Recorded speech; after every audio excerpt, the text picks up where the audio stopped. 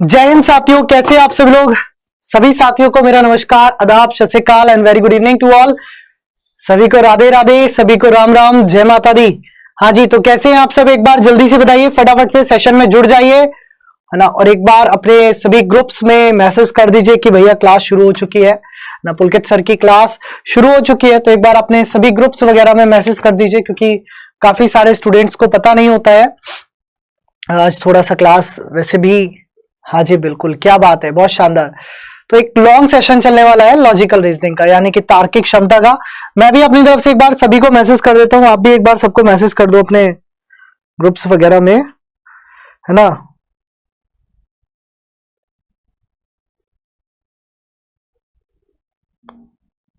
चलिए एक बार मैं भी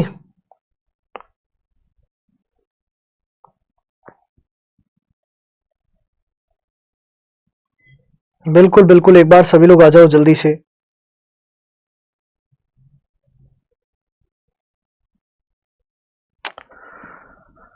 बिल्कुल, सभी को राधे राधे, राम राम भाई। चलो, तो एक बार सभी लोग आ चुके हैं। तो जैसा कि आप सभी जानते हो कि हमारा जो ये सेशन है, जिसमें कि हम बात करेंगे आज लॉजिकल रीजनिंग के बारे में। इसमें आज हम बात किसकी कर रहे हैं, हम बात कर रहे हैं बेटा लॉजिकल रीजनिंग की।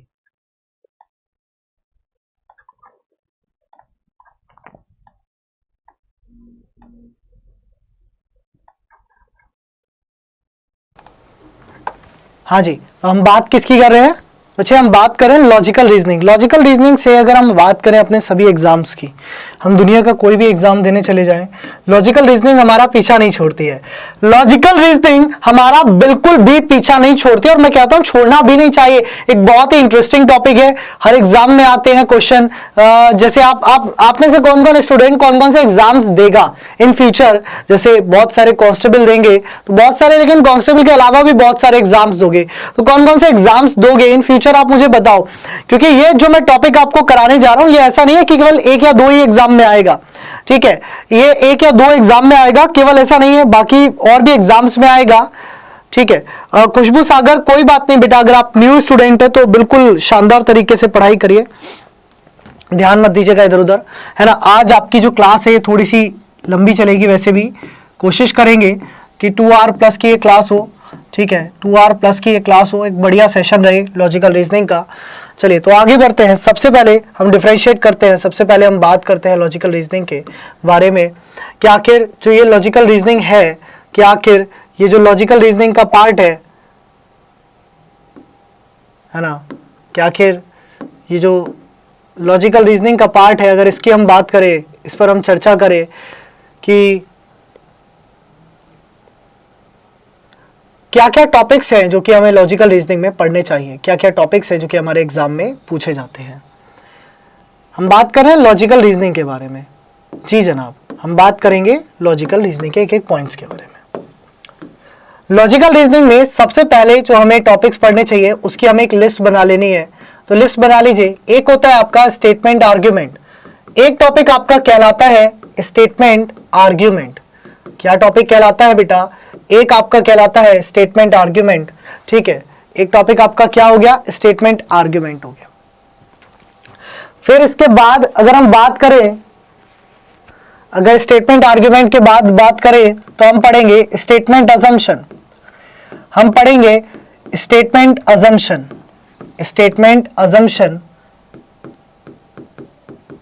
देन एक हमें टॉपिक पढ़ना होगा statement and course of action, statement और कोर्स ऑफ एक्शन, स्टेटमेंट और कोर्स ऑफ एक्शन। और एक आखिर में हमें टॉपिक पढ़ना होगा स्टेटमेंट एंड कंक्लूजन। एक हमें टॉपिक पढ़ना होगा स्टेटमेंट कंक्लूजन, ठीक है। ये टॉपिक को मैं डबल पार्ट में डिस्कस करता हूं हमेशा। और एक टॉपिक हमें पढ़ना होगा असर्शन रीजन। एक टॉपिक हमें पढ़ना होगा क्या, असर्शन रीजन। सर ये हिंदी में क्या होते हैं, इंपॉर्टेंट ये भी तो है, केवल यही इंपॉर्टेंट तो नहीं है, ठीक है। तो ये अब बात आती है कि इसे हिंदी में क्या कहेंगे। तो स्टेटमेंट आर्ग्यूमेंट, देखिए स्टेटमेंट तो हर जगह सेम ही वर्ड कहलाएगा, क्या, कथन। भैया कथन है, इसमें भी कथन की बात होगी, इसमें भी कथन की बात होगी, इसमें भी कथन की बात होगी, और इसमें भी कथन की बात होगी। हर जगह कथन तो आएगा ही आएगा। यहां पर नहीं आएगा, यहां पर अभी कथन आएगा। यहां पर कथन की जगह यहां पर अभी कथन आएगा। और उसके बाद अगर हम बात करें कि सर आखिरी के जो शब्द हैं इनका अर्थ क्या है, इनका मोल क्या है, तो भैया ये हो जाता है हमारा तर्क। ये हमारा क्या हो जाएगा? तर्क।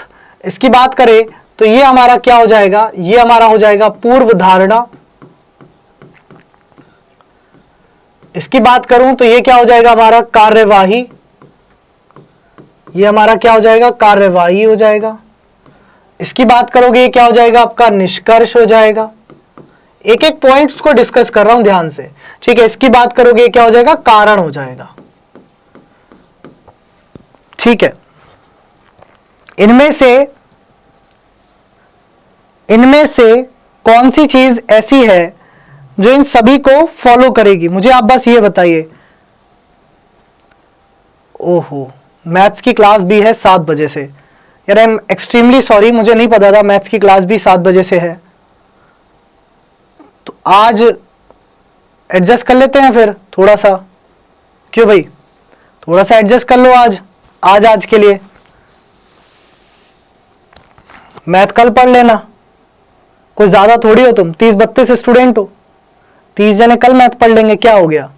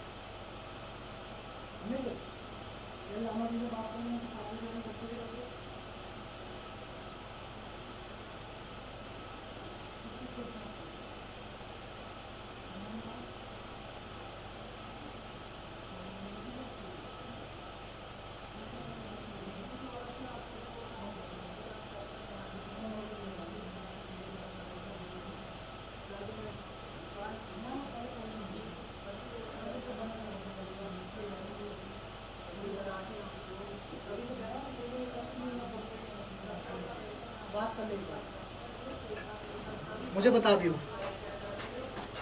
तुम्हारा करा दिया जुगाड़ बेटा। मैथ की क्लास अब 10 बजे होगी, ठीक है। हाँ, कोई परेशानी की बात नहीं है बेटा, मैथ की क्लास 10 बजे होगी, रो मत। क्यों परेशान हो रहे हो? अब पढ़े अपन, अब कोई भी डिस्टर्ब नहीं करेगा। और इसको डिस्टर्ब करना होगा वो रीजनिंग की क्लास छोड़ देना फौरन। This is the last option होता है तुम्हारे पास, ठीक है। जिसको डिस्टर्ब करना होता है वो छोड़ दो, है ना। प्रियांशु यादव, चलो जी। अब हम बात करें, डन, सही है। मैथ्स की क्लास 10 बजे है तुम्हारी। खुश रहो, मजे लो जिंदगी के। अब चलो इसकी हम बात करें। चलो अब इसकी अगर हम बात करें, स्टेटमेंट आर्ग्यूमेंट यानी कि कथन तर्क, एक एक करके एक एक टॉपिक पर डिटेल एक्सप्लेनेशन के साथ डिस्कस करते हैं। सबसे पहले हम बात करते हैं स्टेटमेंट आर्ग्यूमेंट की। सबसे पहले हम बात करते हैं स्टेटमेंट आर्ग्यूमेंट की। स्टेटमेंट का अर्थ है कथन। स्टेटमेंट का जो अर्थ है वो है कथन। आखिर कथन होता क्या है?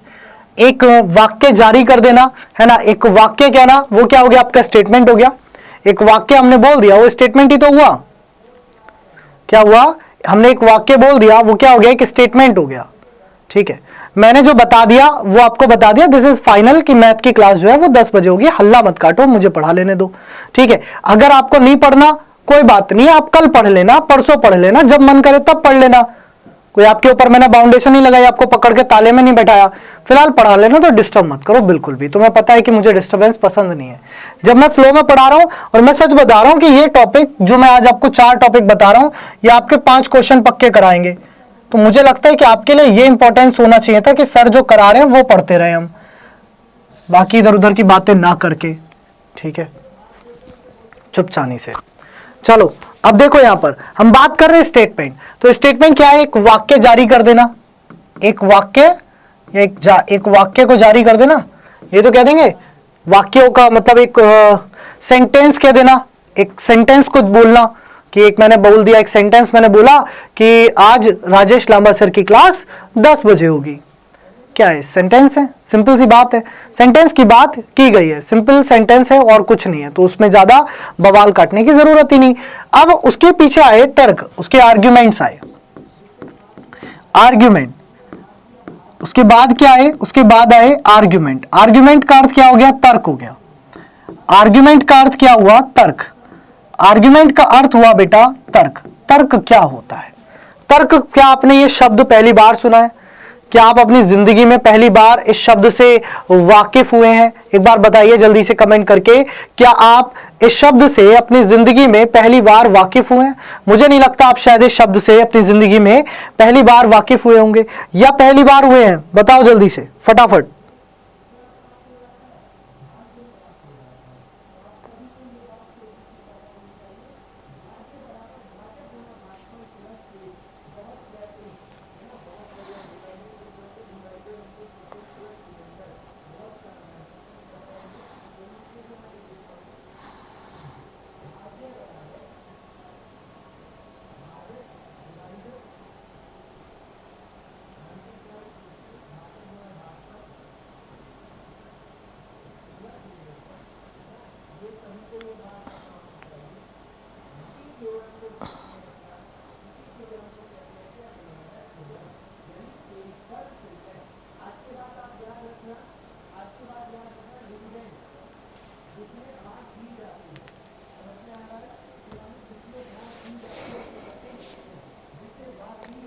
पहली बार सुना है क्या? बहुत सारे लोग कह रहे हैं अरे नालायक इंसान हो। ये शब्द आपके जिंदगी में डेली आता है, ये शब्द आपके जिंदगी में डेली हम बोलते हैं, है ना? Don't argue with me. Argue से बना आर्ग्यूमेंट। क्या हुआ? आर्ग्यू से बना आर्ग्यूमेंट। ध्यान से सुनो, आर्ग्यू से बना आर्ग्यूमेंट मतलब तो वही है कि डोंट आर्ग्यू विद मी। कभी आप छोटे बच्चे थे जब, तो आप मम्मी से बोलते थे, है ना, कुछ भी आप बहस कर रहे हो, आप क्या कर रहे हो? आप बहस कर रहे हो। आर्ग्यू मतलब बहस करना। आप क्या कर रहे हो? आप बहस कर रहे हो। और बहस करते हुए मम्मी क्या बोलती थी कि देख लला, ज्यादा तो है बहस करिए मत, नहीं पड़ेगा एक कान के नीचे, है ना? तो भैया एक पड़ा जाए तो बहस मत करो, ये बोला जाता था। जब आप स्कूल में पहुंचे, टीचर्स ने कहा गलत बात पर बहस कर रहे हो तुम हमसे, हम तुम्हारे मार्क्स काट लेंगे। जब आप और बड़े हुए, है ना, आपकी बाबू सोना बनी, तो सोना ने बोला, बाबू ने बोला जो भी सोना, जो भी तुम कहते हो यार, मैं तो कुछ कहते ही नहीं, इसलिए है ही नहीं कोई, ठीक है? तो मान लो तुम क्या कहते, तुमने बोला तो उसने क्या कहा? मेरे से बहस मत करो, है ना, मेरे से बहस मत करा करो, तुम जैसा मैं कह दूं वैसे ही चला करो, सीधे सीधे, मेरे से बहस करने की जरूरत नहीं है। तो जब बहस मतलब आर्ग्यूमेंट, अच्छा ये शब्द कब निकल के आता है? अच्छा आर्ग्यूमेंट में जीतता कौन है? आर्ग्यूमेंट में विनर भी तो होता होगा ना। आर्ग्यूमेंट में किसकी जीत होती है? आर्ग्यूमेंट में कौन होता है विनर? आर्ग्यूमेंट में किसकी है जीत? आर्ग्यूमेंट में कौन है विनर? तो भैया आर्ग्यूमेंट में विनर कौन कहलाता है? जिसका आर्ग्यूमेंट स्ट्रांग होता है ना? लड़कियों के केस में ऐसा नहीं है, जिसका आर्ग्यूमेंट स्ट्रांग होता है वो क्या कहलाता है? विनर कहलाता है, ठीक है? वो क्या जाता है? वो जीत जाता है। लड़कियों के केस में भले ऐसा नहीं है, लड़कियां जब हारती हुई दिखती है तब वो ये बात बोलते हैं कि मुझसे बहस करने की जरूरत है ही नहीं, मतलब वहां पर आर्ग्यूमेंट को खत्म कर दिया जाए, ठीक है? हाँ जी बिल्कुल। ये क्लास कल होनी थी, कल इंटरनेट इश्यू के कारण जो है क्लास नहीं हो पाई थी, इसलिए आज हो रही है, ठीक है? तो यहां पर आर्ग्यूमेंट की बात हुई, तो आर्ग्यूमेंट का अर्थ क्या निकला? आर्ग्यू करना, यानी कि बहस करना, यानी कि विनर्स के संबंध में जो भी विनर होगा वो कौन होगा? जिसकी पावर स्ट्रांग होगी, जिसका आर्ग्यूमेंट स्ट्रांग होगा वो क्या कहलाएगा? वो विनर कहलाएगा। एक कायदे में वो विनर आपका कहलाएगा। ये बात आ गई समझ में? तो ये बात समझ में आई भैया? किस किस को ये बात पल्ले पड़ी कि हाँ जी ये आर्ग्यूमेंट आपका कहलाता है? सही है। चलिए अब आर्ग्यूमेंट कितने टाइप के होते हैं? सबसे पहले अगर हम बात करें आर्ग्यूमेंट के ऊपर, तो मुझे बताइए कि जो आर्ग्यूमेंट है आपके, वो आपके कितने टाइप के होते हैं? जो आर्ग्यूमेंट है आपके वो कितने टाइप के होते हैं बेटा? बताओ भैया आर्ग्यूमेंट कितने टाइप के होते हैं?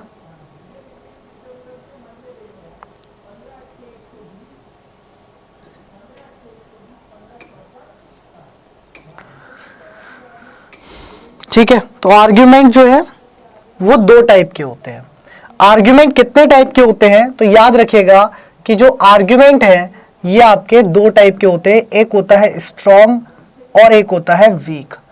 एक होता है स्ट्रॉन्ग और एक होता है वीक, मतलब एक होता है कमजोर, एक होता है ताकतवर। एक्चुअल में वीक आर्ग्यूमेंट नाम की कोई चीज नहीं होती। हमारे क्वेश्चंस के अनुसार, हमारे अनुसार जो भी होता है वो सभी कुछ आपका स्ट्रॉन्ग होता है। वो सभी कुछ क्या होता है, स्ट्रॉन्ग होता है। बेसिकली 5 टाइप के हो गए। मोहन मीना जी कौन कौन से 5 टाइप के होते हैं मुझे बताएगा जरा कोई?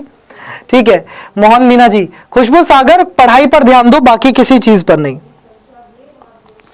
ठीक है, अब सर कौन सा आर्ग्यूमेंट स्ट्रांग होगा, कौन सा वीक होगा, ये हमें कैसे पता चलेगी? अब ये भी तो एक क्या कहते हैं परेशानी आया, ये भी तो एक परेशानी का मुद्दा है कि sir which argument is strong और विच इज वीक, ये कैसे पता चलेगा? तो आर्ग्यूमेंट कब कब स्ट्रांग होगा ये सुनिए। ऑल्दो वीक आर्ग्यूमेंट कुछ होता नहीं है, पर फिलहाल हम मान के चलेंगे कि एक वीक आर्ग्यूमेंट भी होता है। आप डिफरेंशिएट करिए कि कौन सा आर्ग्यूमेंट वीक होगा, इनमें से कौन सा आर्ग्यूमेंट कमजोर होगा। एक डिफरेंशिएट करिए, एक मिनट होल्ड करिएगा जरा। डिफरेंशिएट करिए कैसे? यहां पर मैंने बोला, यहां मैंने स्ट्रॉन्ग पर बोला कि एक फादर है, एक क्या है, एक पिता है। सुनोगा ध्यान से, एक फादर है, एक पिता है। पिता के पास 5,000 रुपए है, पिता के पास 5,000 रुपए है और उनके 2 बालक हैं, उनके 2 बच्चे हैं। ठीक है, उनके क्या है, 2 बालक है। उन दोनों बालक दोनों भाई बहन है, मतलब एक पिता के 2 बालक दोनों भाई बहन ही होते हैं। मान लीजिए एक का नाम है अजय और एक का नाम है नंदनी। ठीक है, 2 भाई बहन है, सही है। तो जब भाई बहन है, अब हुआ क्या, पिता के पास से 5,000 रुपए, अजय डिमांड 5,000 रुपए, अजय को 5,000 रुपए चाहिए। ठीक है, नंदिनी को भी 5,000 रुपए चाहिए। ठीक है, अब क्या होता है, अब ये दोनों पिता के पास जाते हैं। अब पिता से ये कहते हैं पापा हमें 5,000 रुपए चाहिए। अब वो डिमांडेड द 5,000 रुपीज, दोनों ने डिमांड करी 5,000 रुपए की। तो अब ऐसा तो है नहीं कि पापा 5,000 रुपए इसको भी दे दे, 5,000 इसको भी दे दे, क्योंकि उनके पास एक मुश्त राशि 5,000 रुपए की है। अब वो ऐसा भी नहीं कर सकते इसको 2 पार्ट में, एक को 2.5 दें और एक को 2.5 दें। 5 का मतलब 5 है, 5,000 मतलब 5,000 ही है। ठीक है, 2.5 में बांट नहीं सकते थे। अब जब 2.5 में बांट भी नहीं सकते थे तो क्या करें? तो पापा ने पूछा रीजन। पापा ने कहा आपस में दोनों क्या करो, तर्क करो। जिसका तर्क मजबूत होगा, जिसका आर्ग्यूमेंट मजबूत होगा, उसको हम 5,000 रुपए दे। ठीक है, अजय बोला कि दैट आईपीएल आने वाला है पापा, अगले साल का आईपीएल में खेलूंगा और मुझे क्रिकेट किट चाहिए ताकि मैं इस साल बहुत सारी प्रैक्टिस करूं, मैं ग्राउंड जाना शुरू करूंगा। ठीक है, ओके, उन्होंने कहा क्रिकेट किट चाहिए। नंदिनी से पूछा गया, ठीक है, नंदिनी से पूछा गया कि भाई तुम्हें क्यों 5,000 रुपए चाहिए? तो नंदिनी ने कहा कि पापा मुझे जो है प्रिपरेशन करनी है, मुझे जो है प्रिपरेशन करनी है और मुझे जो है एक अधिकारी बनना है। ठीक है, मुझे आईएएस अधिकारी बनना है और उसके लिए मुझे बुक्स खरीद के लानी है और उसके लिए मुझे कोर्सेज लेने हैं। तो पापा बहुत क्या हुए, अमेज हुए, इंटरेस्टेड हुए, बहुत खुश हो गए, है ना, मतलब ही इज वेरी हैप्पी। बताओ किसको 5,000 रुपए दिए जाएंगे, किस नालायक व्यक्ति को वो 5,000 रुपए दिए जाएंगे? दोनों ही नालायक होते हैं पिता की निगाहों में तो, और एक शिक्षक की निगाहों में भी दोनों ही नालायक होते हैं, ये भी नालायक वो भी नालायक। पर ये 5,000 रुपए किस नालायक को दिए जाएंगे ये बताओ, ये इंपॉर्टेंस है।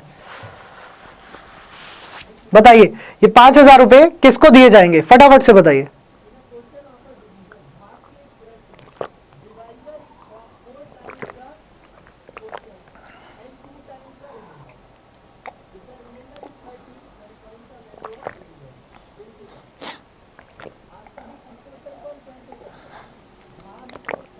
क्यों भाई विपिन पाल गोला जी 5,000 रुपए अजय को क्यों नहीं मिलेंगे? अजय ने किसी गलत काम के लिए पैसा मांगा है क्या? मांगा तो यार अजय ने भी सही काम के लिए पैसा है। क्रिकेट खेलेगा, आईपीएल में जाएगा, आईपीएल खेलेगा, करोड़ों कमाएगा। शायद हो सकता है एक ही बार में 15 करोड़ रुपए की डील मिल जाए, 20 करोड़ की डील मिल जाए। ये जिंदगी भर में 15-20 करोड़ नहीं कमा पाएगी, बट स्टिल आप नाम दे रहे हो नंदिनी का, क्यों, वाई, रीजन क्या है? ऐसा हमारी कौन सोचती है, सोसाइटी सोचती है। इन दोनों में ऐसा नहीं है कि ये गलत है, ऐसा नहीं है कि अजय ने किसी जुआ खेलने के लिए, शराब पीने के लिए पैसे मांगे।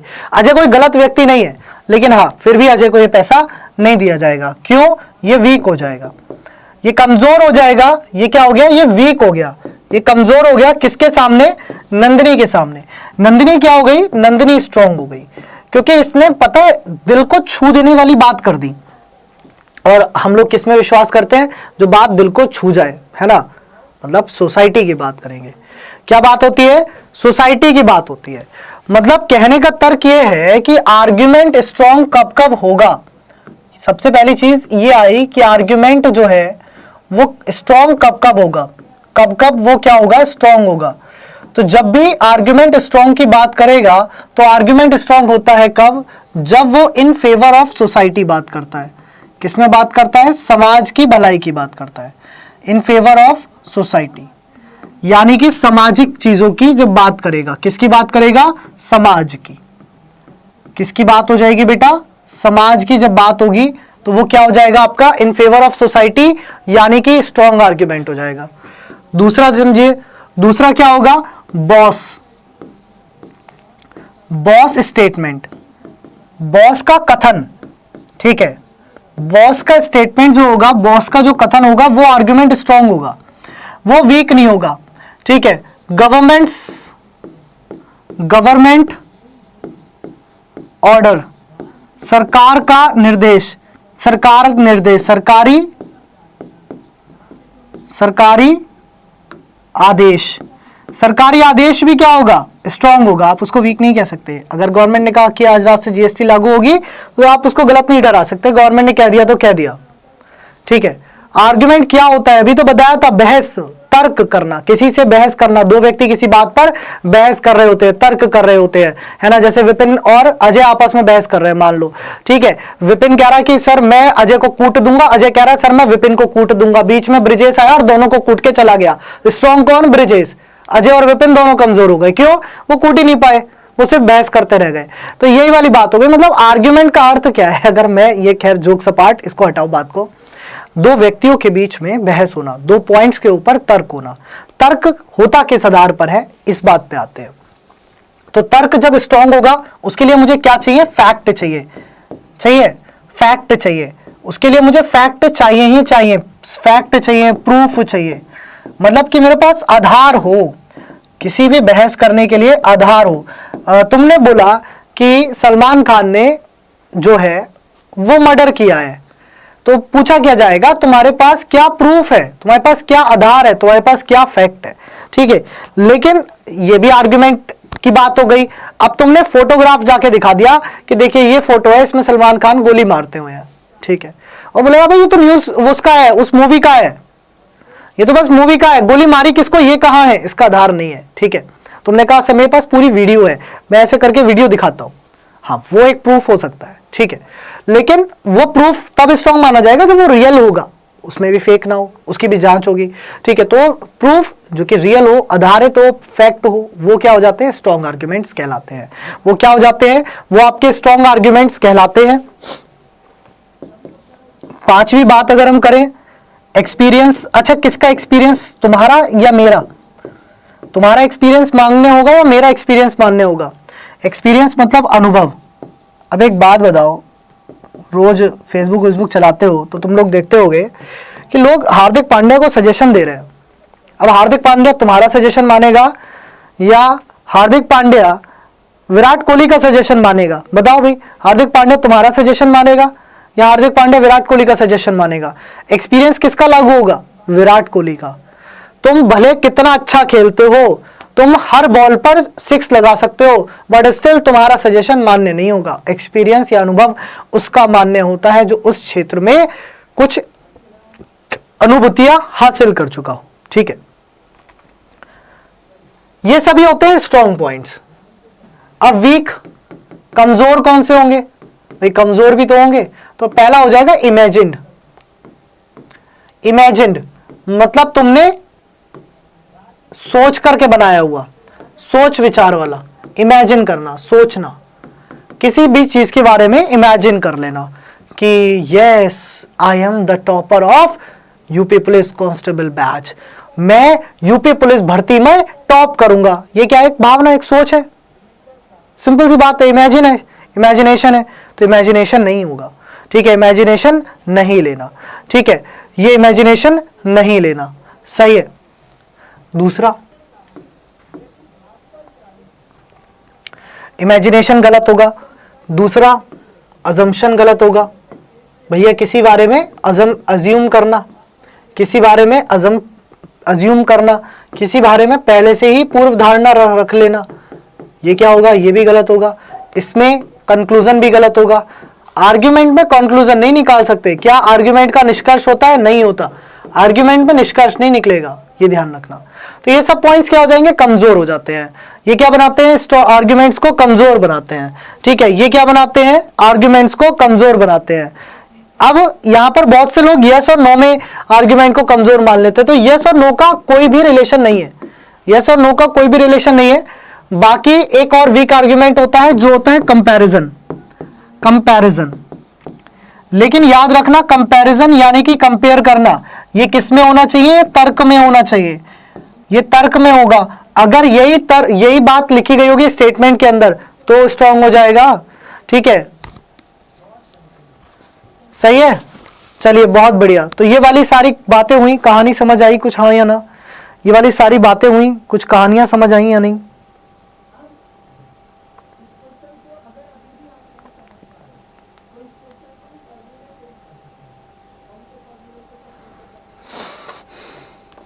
ठीक है, तो एक काम करते हैं, कुछ क्वेश्चंस को डील करते हैं, कुछ क्वेश्चंस को डील करते हैं। जैसे कि पहला प्रश्न है आपकी स्क्रीन पर, ये रहा, देखिए। जैसे कि पहला प्रश्न है आपकी स्क्रीन पर, ये रहा, देखिए।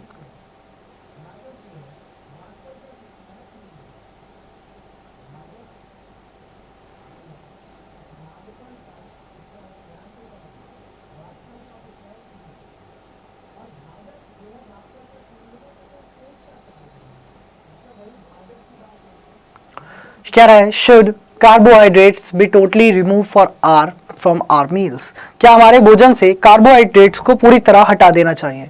कार्बोहाइड्रेट्स बेसिकली काम क्या करते हैं? कार्बोहाइड्रेट्स जो है वो शुगर लेवल को मेंटेन करने का काम करते हैं। कार्बोहाइड्रेट्स का काम क्या होता है? कार्बोहाइड्रेट्स का काम क्या होता है? कार्बोहाइड्रेट्स का काम होता है हमारी बॉडी में शुगर लेवल को मेंटेन करना। क्या करना? शुगर लेवल को मेंटेन करना, ठीक है। शुगर लेवल को क्या करना बेटा? शुगर लेवल को मेंटेन करना। ये होता है किसका काम? कार्बोहाइड्रेट्स का। ये होता है किसका काम? शुगर लेवल को मेंटेन करना, कार्बोहाइड्रेट्स का।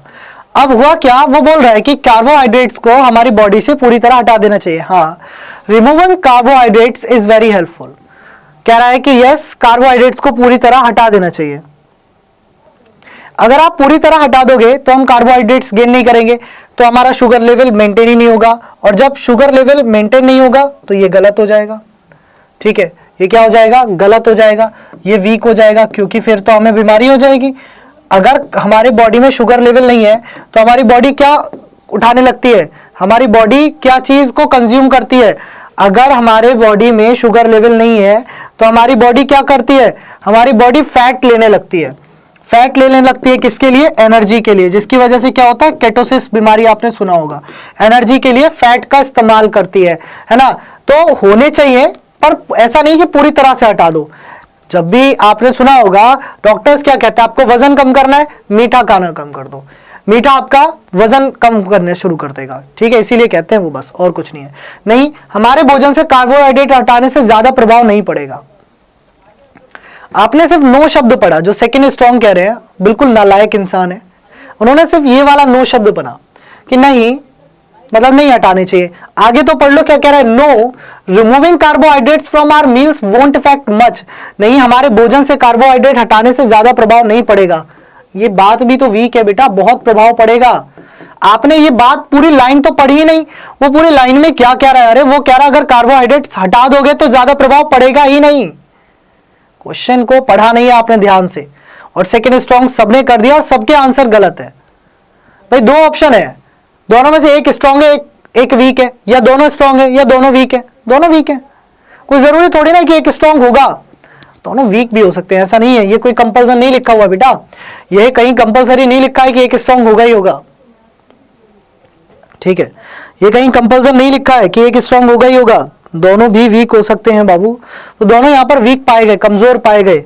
अगला क्वेश्चन देखिए नेक्स्ट है आपकी स्क्रीन पर, अगला क्वेश्चन देखिए नेक्स्ट है आपकी स्क्रीन पर, कह रहा था use of mobile phone should be ban while driving, वाहन चलाते समय फोन के प्रयोग पर प्रतिबंध लगा देना चाहिए। बताइए, वाहन चलाते समय जब आप जा रहे होते हो और आप उठाते हो मोबाइल, हेलो हाँ कहाँ आना है, तो ऐसी बातें ना कर करके, है ना, मोबाइल का उपयोग ना किया करे। फोन हाथ में है, व्हाट्सएप हाथ में चल रहा है, एक हाथ से स्कूटी चल रही है जी, और फिर क्या होता है, पापा की परी बन जाते हो बिल्कुल ही, है ना, एक पापा का परा बन जाता है, एक पापा की परी बन जाती है, दोनों उड़ने लगते हैं। Yes it causes road accident, ये आर्ग्यूमेंट इस पर बिल्कुल वैलिड होता है, क्योंकि आप मोबाइल चलाते हो तो रोड एक्सीडेंट जो है वो बढ़ जाते हैं। It causes road accident, yes, इसलिए इसको बैन कर देना चाहिए। No this will hinder the business, नहीं, इससे व्यापार में बाधा आएगी। रह जिंदा रहेगा तभी तो व्यापार करेगा, जिंदा रहेगा तभी तो व्यापार करेगा, जिंदा ही नहीं है तो व्यापार कहां से करेगा। रह जब जिंदा ही नहीं है तो व्यापार करेगा कहां से मेरे लल्ला, तो जिंदा रहेगा तभी तो व्यापार करेगा, बिल्कुल सिंपल सी बात है, जिंदा हूं मैं। चलिए अगला देखिए नेक्स्ट है आपकी स्क्रीन पर, ये बनाइए, अगला देखिए नेक्स्ट है आपकी स्क्रीन पर, ये बनाइए। क्वेश्चन है, are laptops better than desktop, क्या लैपटॉप डेस्कटॉप से बेटर है, बेहतर है। देखिए डेस्कटॉप और लैपटॉप में दोनों की अपनी अपनी खासियत है, पहली चीज तो ये, इसलिए कौन बेहतर है कौन नहीं ये हम नहीं बता सकते, लेकिन इसके आधार पर कुछ तर्क दिए गए हैं, हम तर्क को बता सकते हैं कि हाँ जी वो तर्क सही होगा या तर्क गलत होगा। फॉर एग्जाम्पल अगर कोई मुझसे बोले कि तुम सर लैपटॉप चलाना पसंद करोगे डेस्कटॉप, तो मैं उससे पूछूंगा कौन सी जगह पर, बोलेगा घर पे, मैं बोलूंगा डेस्कटॉप, बोलेगा ऑफिस में, मैं बोलूंगा लैपटॉप। हर किसी का अलग रोल है, अलग गोल है, अलग इस्तेमाल है, तो अलग इस्तेमाल के अनुसार ही तो चलाएंगे, अलग इस्तेमाल के अनुसार ही तो चलाएंगे भाई।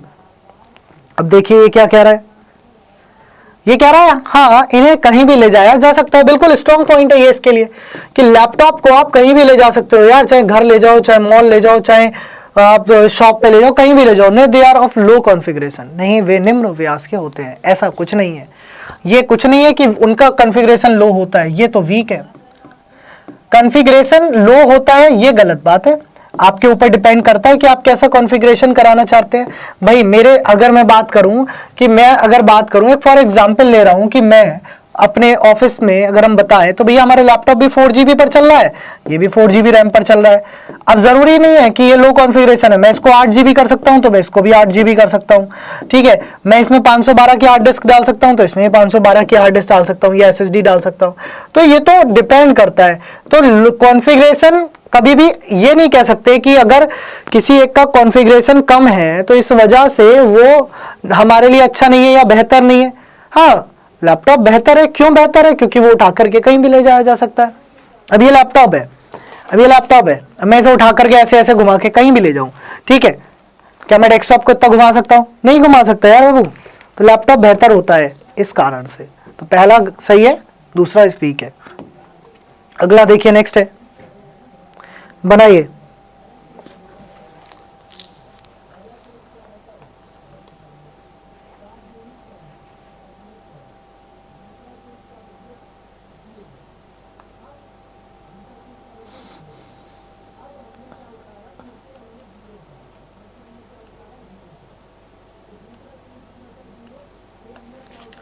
देखिए यहां बोला क्या गया है, यहां पर बोल रहा है आपसे should there be a canteen in a school areas, क्या स्कूल क्षेत्र में कैंटीन होनी चाहिए। यस आर्ग्यूमेंट है yes, it is inconvenient for some students and staff to bring food from their home every day. हाँ कुछ छात्रों और कर्मचारियों के लिए प्रतिदिन अपने घर से भोजन लाना असुविधाजनक होता है, बिल्कुल सही बात है।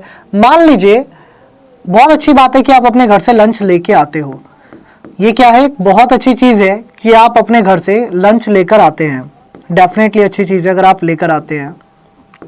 लेकिन क्या होता है कभी कभी ये संभव नहीं होता, कभी कभी क्या मोस्ट ऑफ द टाइम्स अपने घर से लंच लाना संभव नहीं है, और बहुत सारे व्यक्तियों के लिए तो रोज लाना भी संभव नहीं है, ठीक है। मान लो मैं अपनी बात कर रहा हूँ, वही मैं अकेले रहता हूँ, तो मैं यार कहाँ से लंच बना करके लेके आ सकता हूँ, मेरे लिए संभव नहीं है यार, ठीक है।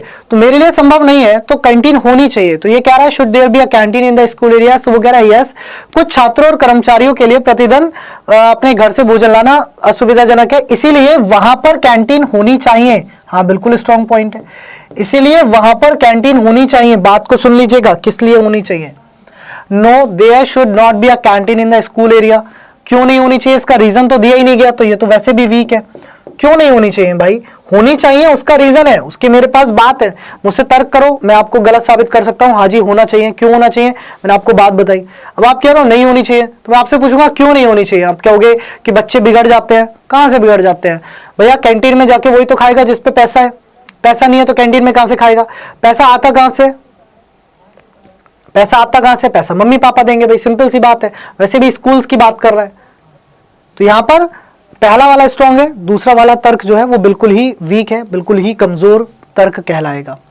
अगला देखिए, पांचवा देखिए, should women serve in the combat units, क्या महिलाओं को लड़ाकू इकाइयों में सेवा देनी चाहिए, क्या महिलाओं को लड़ाकू इकाइयों में सेवा देनी चाहिए, तुम बताओ पहले तो क्या होना चाहिए।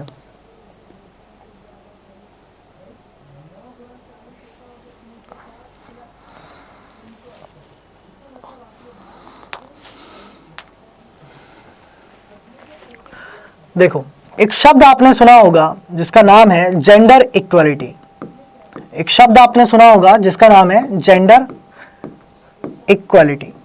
जेंडर इक्वलिटी शब्द का नाम आपने सुना है, यस सुनो। असल में क्या होता है, जेंडर इक्वलिटी का मतलब होता है कि लिंग समानता, मतलब पुरुष और महिला क्या है, समान है, पुरुष और महिला क्या है, समान है, इस चीज की वो बात करता है, ठीक है। अब देखिए ये क्या है, ये देखिए क्या है, क्या महिलाओं को लड़ाकू विमानों में सेवा देनी चाहिए, बिल्कुल देनी चाहिए। क्यों, महिलाओं को युद्ध की इकाइयों में सेवा देने की अनुमति देना लैंगिक समानता की दिशा में एक सकारात्मक कदम है, बिल्कुल इट इज अ पॉजिटिव। ये क्या है, बिल्कुल स्ट्रॉन्ग बात है, पॉजिटिव है। भैया अगर तुम महिलाओं को अगर जगह ही नहीं दोगे तो आप कैसे उसको जज कर पाओगे। वो मूवी देखी होगी आपने, है ना, गुंजन सक्सेना, एक मूवी आई थी गुंजन सक्सेना, एक मूवी आई थी उसकी आलिया भट्ट की भी आई थी, कौन सी आई थी आलिया भट्ट की, नाम भूलो मैं उसकी, जिसमें वो एयरफोर्स में जाती है गुंजन सक्सेना, है ना, वो पायलट बनती है, वो क्या बनती है, एयरफोर्स की पायलट बनती है। तो वो पहली पायलट होती है, महिला पहली पायलट होती है जो कि एयरफोर्स में जाती है। अब होता क्या है, जब वो पहुंचती है तो वहां पर उसके साथ बहुत सारा डिस्क्रिमिनेशन होता है। डिस्क्रिमिनेशन किस तरह से, वहां पर जो भी अधिकारी थे वो उसको सिखाना भी नहीं चाहते थे, वो उसको सिखाना भी नहीं चाहते थे कि ये तो लड़की है मैं इसको क्यों सिखाऊं, ये तो मोटरसाइकिल नहीं चला सकती, ये तो स्कूटी नहीं चला सकती, ये प्लेन क्या उड़ाएगी, है ना। अभी भी आज भी हमारे मन में धारणाएं होती हैं, जब हम बाइक चला रहे होते हैं, कार चला रहे होते हैं, हम ऐसे शब्दों का कई बार उपयोग कर जाते हैं, और अब भाई लड़की स्कूटी चला रही है बच के चलिए कहीं ठोक ना दे, ऐसा कई बार होता होगा आपके साथ। ओहो इस कार का तो एक्सीडेंट होना ही था, इस कार को तो लड़की चला रही थी। तो ये डिस्क्रिमिनेशन बहुत बार देखा गया है, ये डिस्क्रिमिनेशन बहुत बार होता है, ऐसा नहीं है नहीं होता। तो उसको समानता देने के लिए बिल्कुल कॉम्बैट यूनिट्स में यानी कि जो लड़ाकू इकाइयां होती हैं उसमें भी जगह देनी चाहिए ताकि इस डिस्क्रिमिनेशन को और ज्यादा कम किया जा सके, ठीक है। जबकि गाड़ियां लड़के भी ठोकते हैं, एक्सीडेंट लड़कों से भी होते हैं, लड़कों से ही होते हैं ज्यादातर तो यार, ठीक है। चलिए तो हाँ बिल्कुल, राजी मूवी में आलिया भट्ट ने भी जो रोल निभाया बहुत ही बेहतरीन था। No women are the most emotional gender in India, नहीं भारत में महिलाएं सबसे ज्यादा इमोशनल जेंडर हैं। तो इमोशनल होने से क्या उसको लड़ाकू इकाइयों में जो है वो जगह नहीं देनी चाहिए, ये कौन सा रीजन है कि वो महिलाएं जो है वो इमोशनल है इसलिए नहीं देनी चाहिए। तो यार महिलाएं इमोशनल हैं ये तो बात गलत हो गई ना, इसलिए नहीं देनी चाहिए, ये तो बिल्कुल ही गलत है। तो चलिए तो सेकंड वाला वीक होगा, पहला वाला जो है बिल्कुल स्ट्रांग होगा। Second point is weak and the first point is strong. चलिए अगला क्वेश्चन देखो, नेक्स्ट है, should seniority be the only criteria for promotion, बताइए। अगला देखिए अगला क्या कह रहा है,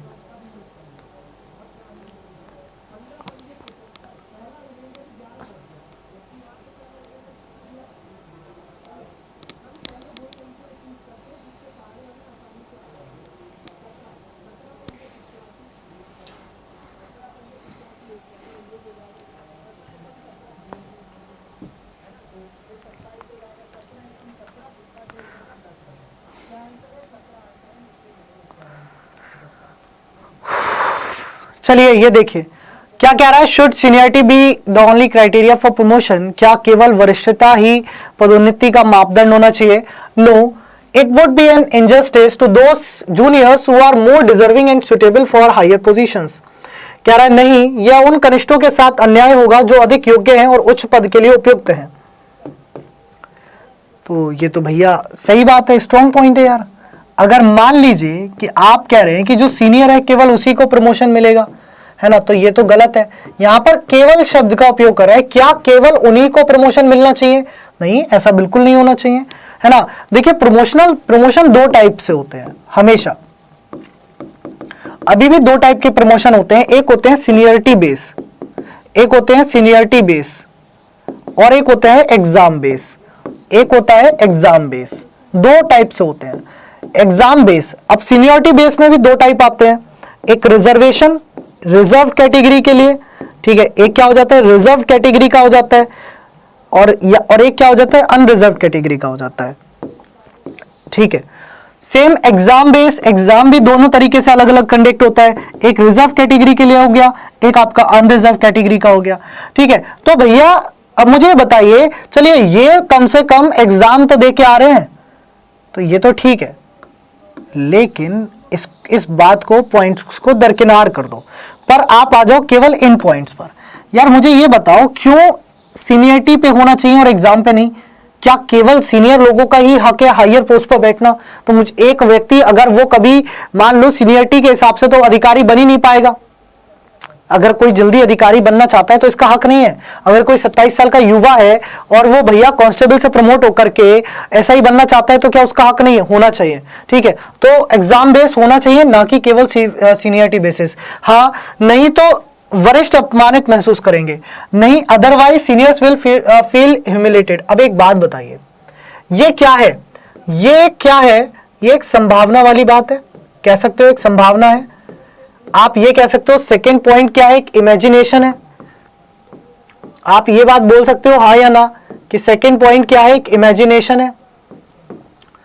सेकंड पॉइंट असल में क्या है? सेकंड पॉइंट असल में तो एक इमेजिनेशन ही है ना। क्यों भाई? सेकंड पॉइंट जो है वो असल में तो एक इमेजिनेशन है। भाई इमेजिनेशन है तो बात ही खत्म हो गई। अब जब बात खत्म हो गई तो वैसे भी गलत हो गया, तो ये तो बिल्कुल गलत है। भाई वो अपमानित महसूस करेंगे ऐसा हमें ही तो लगता है, क्या पता उन्हें ना लगे, क्या पता उन्हें ना लगे, उन्हें लगे कि हाँ भाई ये कर्मठ व्यक्ति था, ये योग्य व्यक्ति था, ये आगे बढ़ गया, हम अयोग्य भी हो सकते हैं। अरे कोई ऐसा तो नहीं है ना कि हर सीनियर योग्य है। तो बेस क्या होना चाहिए? एग्जाम। अरे तुम्हारा सिलेक्शन भी तो इसी आधार पे होता है।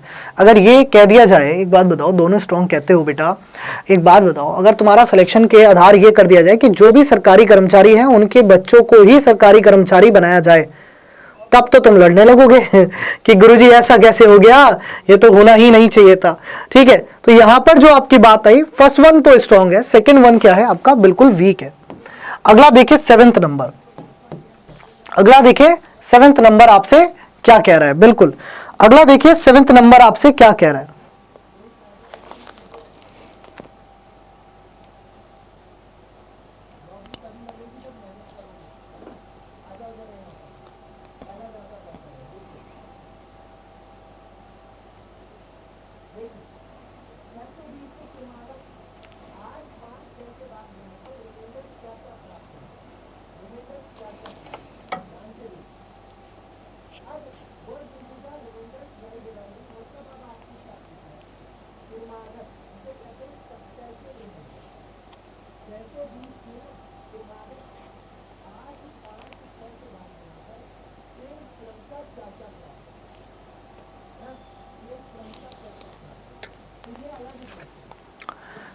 ओहो, ये तो वापस से वही आ गया यार, एक ही क्वेश्चन दो बार पेस्ट हो गया। OMG, sorry sorry sorry sorry, same question है, कोई बात नहीं, अगला देखिए, नेक्स्ट है। हाँ हाँ सेम है, कोई बात नहीं, अगला देखिए, नेक्स्ट है।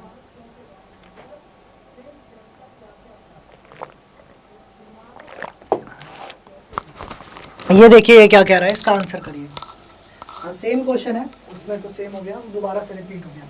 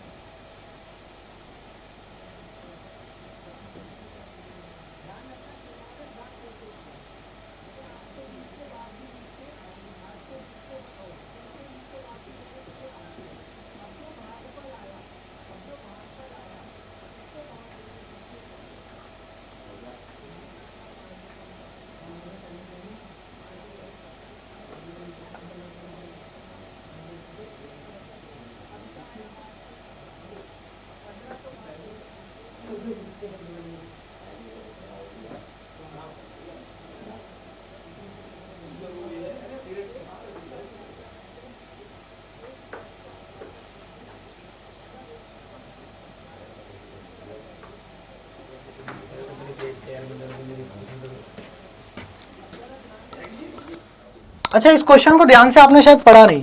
क्या should parents invest as much in educating their daughters as much as they spend on the educating their sons? क्या माता पिता को अपनी बेटियों को भी शिक्षित करने के लिए उतना ही निवेश करना चाहिए जितना वे अपने बेटों को शिक्षित करने पर करते हैं? करना चाहिए डेफिनेटली। अगर आप बेटे को चाहते हो कि वो बीटेक करे, तो आप बेटी को भी चाहो कि वो भी बीटेक करे। हाँ, वो बेटी की चॉइस है कि वो बीटेक नहीं करके वो कुछ और करना चाहती है, वो उसकी चॉइस है, इट इज हर चॉइस। लेकिन एक माता पिता होने के नाते आपको समानता बरतनी होगी। ऐसा नहीं है एक माता पिता होने के नाते आप समानता ना बरतें, ठीक है। तो देखिए, no almost all the data points to the fact that boys are way more intelligent than girls. नहीं, लगभग सभी आंकड़े इस तथ्य की ओर इशारा करते हैं कि लड़के लड़कियों की तुलना में अधिक बुद्धिमान हैं। जनरली क्या होता है, हमने आपको एक बात बताई थी कि फैक्ट की जब बात आती है तो फैक्ट क्या होते हैं, सही होते हैं। यही तो मैंने आपको पढ़ाया था, तो आपके अनुसार ये सही होना चाहिए, बट स्टिल ये गलत है। क्यों गलत है?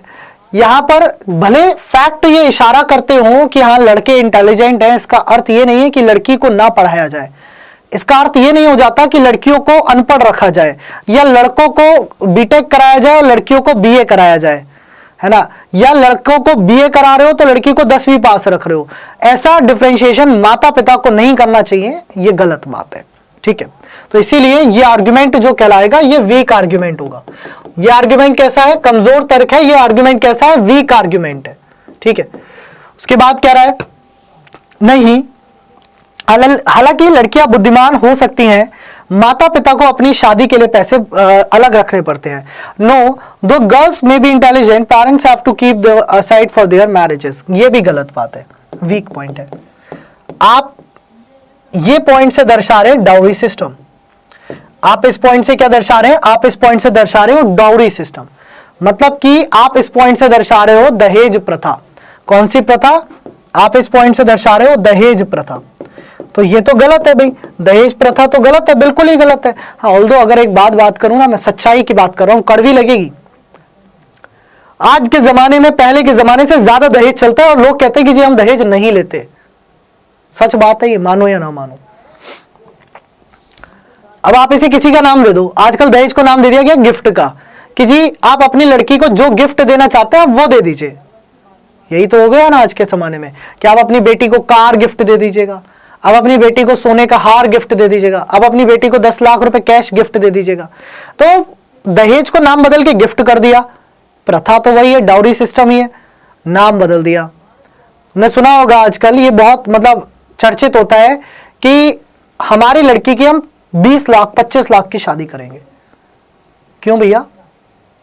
दिखावा और कुछ भी, जस्ट इन दिखावा, है ना। और मैं सच बताऊं, ये हमारे समाज का एक हिस्सा बन गया है, क्रूर हिस्सा बन गया है। अगर हम इससे बचना चाहते हैं ना, तो वही होता है कि गलत प्रभाव, मतलब समाज में नाक ऊंची रखने के लिए, समाज में नाक ऊंची रखने के लोग ऐसा करते हैं कि 5-5 लाख रुपए के मैरिज हॉल बुक करेंगे। किस लिए? समाज में नाक ऊंची रखनी है जी। भाई देखिए, हमारे जो दोस्त है वो मतलब लड़कों का क्या कहना होता है, सुनो, लड़कों का कहना क्या होता है आज के जमाने में, जी मैं जो हूं वो अधिकारी पोस्ट पे हूं, तो मेरे जो दोस्त है ना वो सब अधिकारी हैं, और मेरे अधिकारी जो मतलब फ्रेंड्स हैं वो भी, जो मेरे सीनियर्स हैं वो भी सब शादी में आएंगे, तो छोटी जगह पर शादी में आने में उन्हें शायद शर्मिंदगी महसूस होगी। क्यों भैया? छोटी वो क्या मतलब पैदा ही बिल्कुल चांदी की चम्मच लेकर के हुए थे? सिंपल सी बात है। मैं तो खुला कहता हूं कि जी मेरी तो जहां शादी हुई ना, बिल्कुल छोटा सा हॉल था, कोई ज्यादा बड़ा हॉल नहीं था और बहुत ही सस्ता। अब पापा ने सबसे सस्ता हॉल ढूंढा था जी, पूरे मुरादाबाद का जो सबसे सस्ता सा हॉल है जी, वहां करेंगे हम तो शादी। क्यों जबरदस्ती के उसके 5 लाख रुपए देने भैया? वो घर में लगा लेना, काम में लगा लेना किसी। तो ये हमारी सोसाइटी को ना, इस सोच को थोड़ा सा बदलना होगा। और ये बदला वो जो है वो केवल लड़के या लड़की से नहीं आएगा, दोनों से आएगा। लड़के को भी बदलाव मन में लाना होगा, लड़कियों को भी बदलाव ये मन में लाना होगा कि हाँ जी हम क्यों पैसा बर्बाद कर रहे हैं, ठीक है। इन सभी बदलाव को जब आप ला पाओगे तब जाके आप कहोगे हाँ जी हाँ भैया कि समाज में कुछ बदलाव आया है। एक मिनट, ठीक है, अगला क्वेश्चन देखो, आप लोग अगले क्वेश्चन का आंसर करो जल्दी से।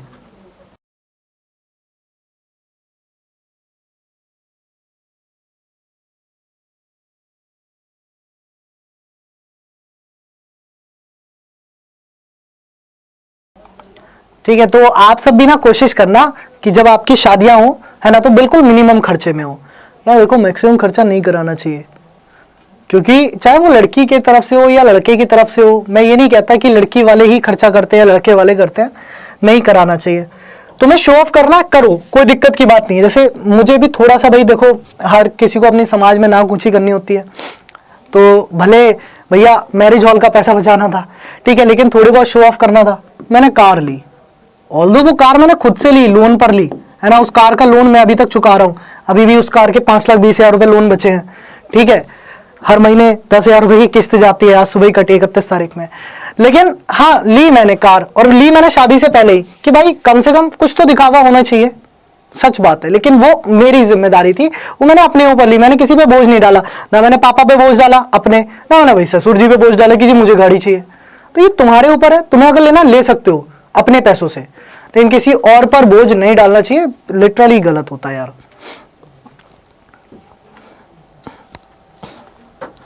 लोग यकीन नहीं मानते कि मेरी पूरी शादी का खर्चा जो है 5-6 लाख के अंडर हो गया था, पूरी शादी का खर्चा, ठीक है। वो बड़ी बात होती है आज के टाइम में, नहीं तो लोग कहते हैं कि 20 लाख रुपए में शादी हुई है। काहे के 20 लाख रुपए यार खर्च करने शादियों में।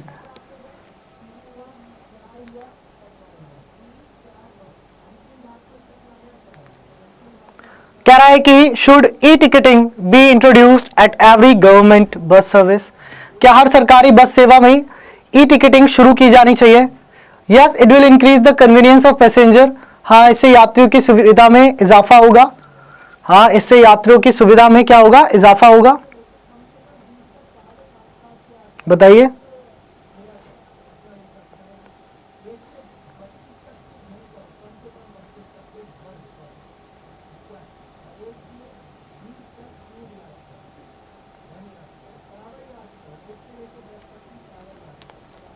ठीक है, देखिए यह कह रहा है हाँ इससे यात्रियों की सुविधा में इजाफा होगा, डेफिनेटली होगा। क्या होगा भैया? टाइम बचेगा। जब हम मैनुअल टिकट लेते हैं तो क्या होता है, कंडक्टर को टिकट निकालना पड़ता है, ठीक है, टिकट निकालता है, ये करता है, वो करता है। मेरे पास कौन सी कार है? i10 है, जिसका सब अंजर पंजर हिला पड़ा है, रोज उसकी कहीं ना कहीं लगी जाती है, अभी नई नई चलानी सीखी थी, लगी जाती है, कभी आगे से लग जाती है, कभी पीछे से लग जाती है, बम्पर आगे का भी निकल जाता है, पीछे का भी निकल जाता है। चलो क्या देखो, तो यह बिल्कुल इजाफा होगा यार, डेफिनेट सी है, कन्वीनियंस बढ़ेगा। जैसे अगर हम बात करें रेलवे सिस्टम की, रेलवे में क्या होता था, पहले आप जाते थे, टाइम कंज्यूम करना पड़ता था, ठीक है, ये सारी चीजें थी। देखो संतोष कह रहे हैं सर फिर भी टाइम अकॉर्डिंग टू टाइम से करना चाहिए। मैंने क्या कहा, वही बात कि भैया लोगों की सोचोगे तो पैसा बर्बाद होगा, पैसा बर्बाद करने से कुछ नहीं जाता। No, many people don't have an idea to book e ticket. बहुत से लोगों को पास ई टिकट का विचार नहीं है, तो ये तो गलत है यार, वीक आर्ग्यूमेंट है। अरे लोगों को अगर नहीं आता ई टिकट बुक कैसे करते हैं, तो इसका अर्थ ये तो नहीं हो गया ना कि वो ई टिकट बुक कर ही नहीं सकते, वो सीखेंगे, है ना। और ना इसका अर्थ ये कह रहा है कि पुराने टिकटों को क्लोज कर दिया जाएगा, ठीक है, क्लोज भी नहीं किया गया है ना, क्लोज भी नहीं किया गया, ऐसा नहीं करा गया कि जी मतलब पुरानी टिकट सर्विस को बंद कर दिया गया है। हाँ बस ये बता रहा है क्या मतलब इंट्रोड्यूस करना चाहिए, नया तरीका लाना चाहिए। नया तरीका लाने का अर्थ ये नहीं होता कि पुराना तरीका बंद कर देगा। अगर ऑनलाइन एजुकेशन आज चल रही है तो इसका अर्थ ये नहीं है कि ऑफलाइन एजुकेशन बंद हो चुकी है ना। चलिए बहुत बढ़िया, अगला क्वेश्चन देखिए, नेक्स्ट क्वेश्चन है 10th क्वेश्चन, देखिए ये क्या कह रहा है। कह रहा है should there be a total ban on Chinese apps, क्या चाइनीज एप्स पर पूरी तरह प्रतिबंध लगा देना चाहिए? हाँ, इन ऐप में डेटा सुरक्षा संबंधी समस्याएं हैं। Yes, these apps have data security issues. बात कर रहा है टोटल बैन की। इंडिया ने चाइनीज ऐप को बैन किया था, पर क्या सभी ऐप को किया था? बिल्कुल। जिन ऐप में बिल्कुल डेटा सिक्योरिटी दिक्कत थी, उन सभी ऐप्स को जो है वो बैन करा गया था। यहां पर रीजन, आर्ग्यूमेंट बिल्कुल सही है, आर्ग्यूमेंट बिल्कुल ठीक है, आर्ग्यूमेंट में कोई गलती नहीं है, आर्ग्यूमेंट बिल्कुल स्ट्रांग है बाबू, है ना। भले तुम भावनाओं से कुछ सोचो कि चाइना से संबंध बिगड़ जाएंगे, कि चाइना हम पे हावी हो जाएगा, चाइना पाकिस्तान का सपोर्ट करेगा, कि चाइना ये करेगा, चाइना वो करेगा। करने दो, जो करेगा धूत है चाइना, ठीक है। तो धूत लोगों की सुनी नहीं जाती है। कह रहे yes it is the best way to teach Chinese a lesson.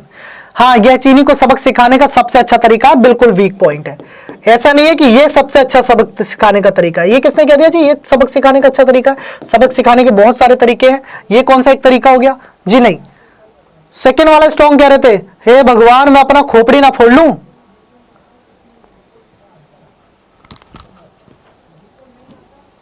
बहुत सारे अदर वे हैं यार, जो सबक सिखाने के अलग अलग तरीके हो सकते हैं। चाइना के साथ और संबंधों को तोड़ा भी जा सकता है, संबंधों को बढ़ाया भी जा सकता है, चाइना को सबक सिखाने के लिए उस पर हमला भी किया जा सकता है। ये कौन सा सबसे अच्छा तरीका जी? ऐप बैन कर दिया है ना, वही वाली बात कर दी तुमने तो, कि पाकिस्तान को सबक सिखाने के लिए पाकिस्तान से अब कोई भी खिलाड़ी आईपीएल खेलने नहीं आएगा। मत खिलाओ, वो कहीं और खेलने चले जाएंगे। कैसी बात कर रहे हो यार तुम? इससे क्या सबक सिखा दिया तुमने पाकिस्तान को? कतई मतलब बच्चों वाली बात। अगला क्वेश्चन देखो, should petrol and diesel vehicles be ban? इन क्वेश्चनों को, अगले क्वेश्चन को करने से पहले मुझे ये बताओ क्या स्टेटमेंट आर्ग्यूमेंट में बात समझ आ गई? हमें करना क्या होता है? हमें आर्ग्यूमेंट में यानी कि तर्क में ढूंढना क्या है कि वो तर्क कमजोर है या मजबूत है। आधार क्या होगा? एक्सपीरियंस। आधार क्या होगा? फैक्ट। आधार क्या होगा? नोटिस। आधार क्या होगा? बहुत सारी चीजें। तो ये बात समझ में आ गई यस और नो, कि किस तरह से वो स्ट्रांग होगा? ये बात ज्यादा जरूरी है समझ में आनी।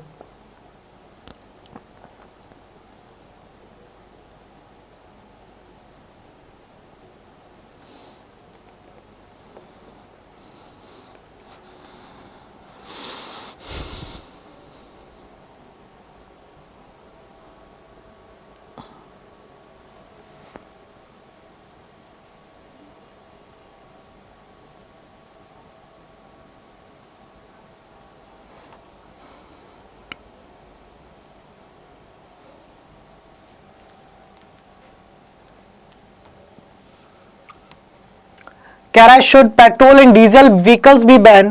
क्या पेट्रोल और डीजल वाहनों पर प्रतिबंध लगा देना चाहिए? हाँ, दोनों वाहन अधि हानिकारक गैसों का उत्पादन करते हैं जो ओजोन परत के लिए हानिकारक है। Yes, both produce more noxious gases which are more harmful for the ozone layer. अब मुझे ये बताना, ओजोन लेयर को जो हानिकारक हैं वो कौन सी हैं? बिल्कुल है। अब आप कहोगे कि सर नहीं लगाना चाहिए क्योंकि इससे हम चलेंगे कैसे? वो बात आपकी ठीक है कि हमारे पास सुविधाएं कम हो जाएंगी, असुविधाएं ज़्यादा हो जाएंगी, है ना, क्योंकि ज़्यादातर व्हीकल्स जो है वो डीजल पर है, ज़्यादातर व्हीकल्स पेट्रोल से चलते हैं। हमारी गाड़ी पेट्रोल से चलती है, हमारा स्कूटर पेट्रोल से चलता है, हमारी मोटरसाइकिल पेट्रोल से चलती है। बट स्टिल जो इसके पीछे का रीज़न दिया गया है, इसके बाद का जो तर्क दिया गया है, जो रीज़न दिया गया है, वो बहुत स्ट्रॉन्ग है यार। ठीक है, ये आधार है किसी चीज़ का। हानिकारक है ओजोन लेयर के लिए, डेफिनेटली है यार। नहीं, दोनों वाहन बाजार में कम महंगे हैं। No, both vehicles are less costly in the market. होंगे यार, उससे फर्क क्या पड़ता है? तो वीक है। ये तो एक बहुत ही जनरल सा स्टेटमेंट हो गया, इसका कोई अर्थ ही नहीं निकल रहा, और अर्थ नहीं निकल रहा तो ये कमजोर हो गया, कमजोर हो गया तो अर्थहीन हो गया। चलिए अगला देखिए, नेक्स्ट है आपकी स्क्रीन पर, ये बनाइए। अगला देखिए आपके स्क्रीन पर, ये बनाइए। Should electric two wheelers be subsidised? क्या इलेक्ट्रिक टू व्हीलर पर सब्सिडी दी जानी चाहिए? डेफिनेटली दी जानी चाहिए। हाँ जी, बिल्कुल दी जानी चाहिए। क्या सब्सिडी दी जानी चाहिए, हाँ या ना? बताओ भाई।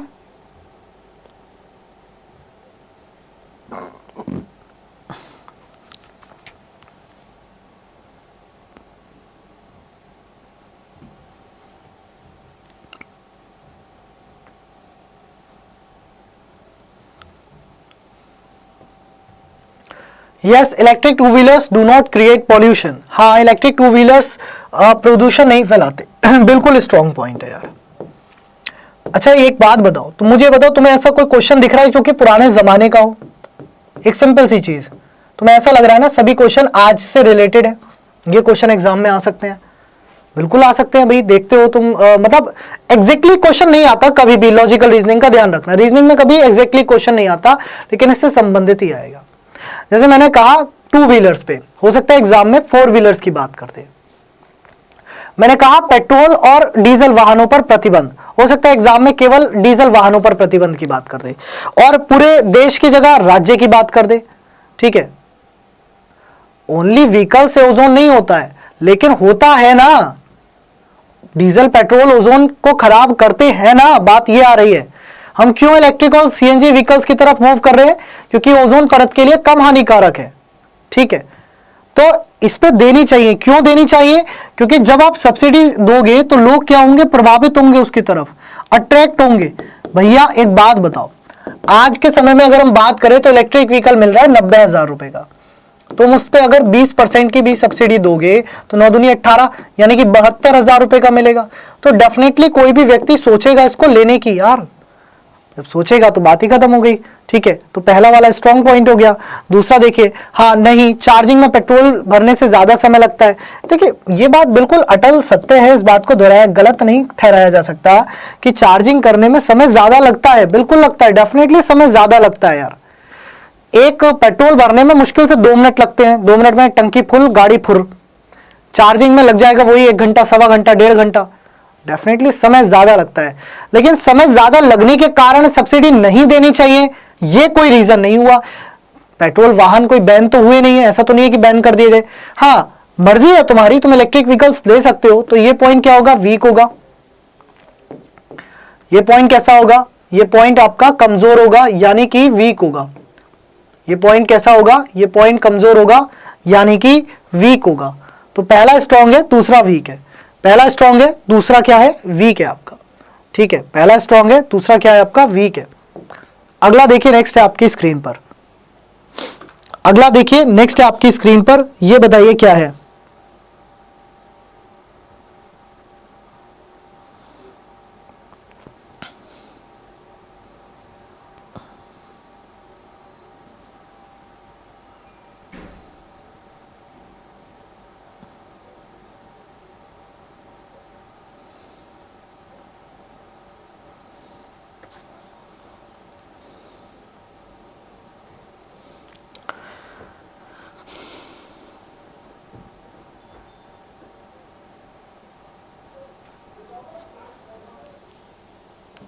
तीन है यहां पर, ध्यान से देखना बेटा। मैथ्स की क्लास 10 बजे होगी,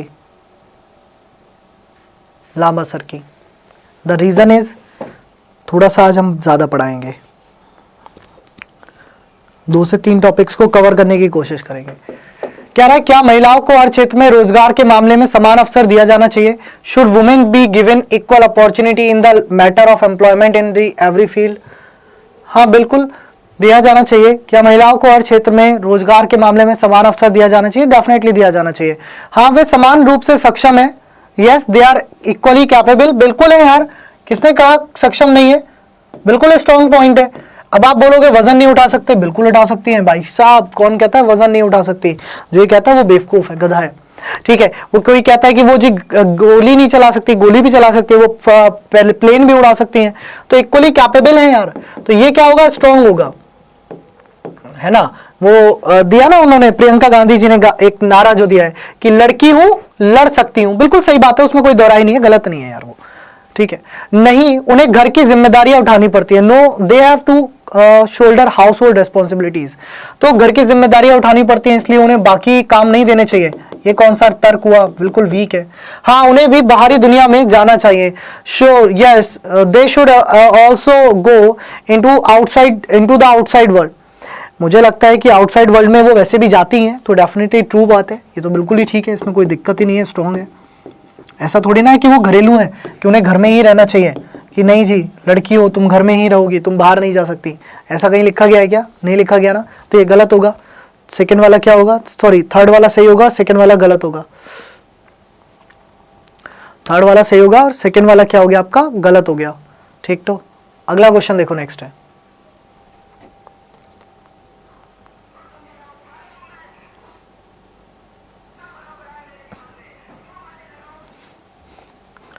प्लास्टिक बैग पर प्रतिबंध लगना चाहिए। Plastic bags should be ban.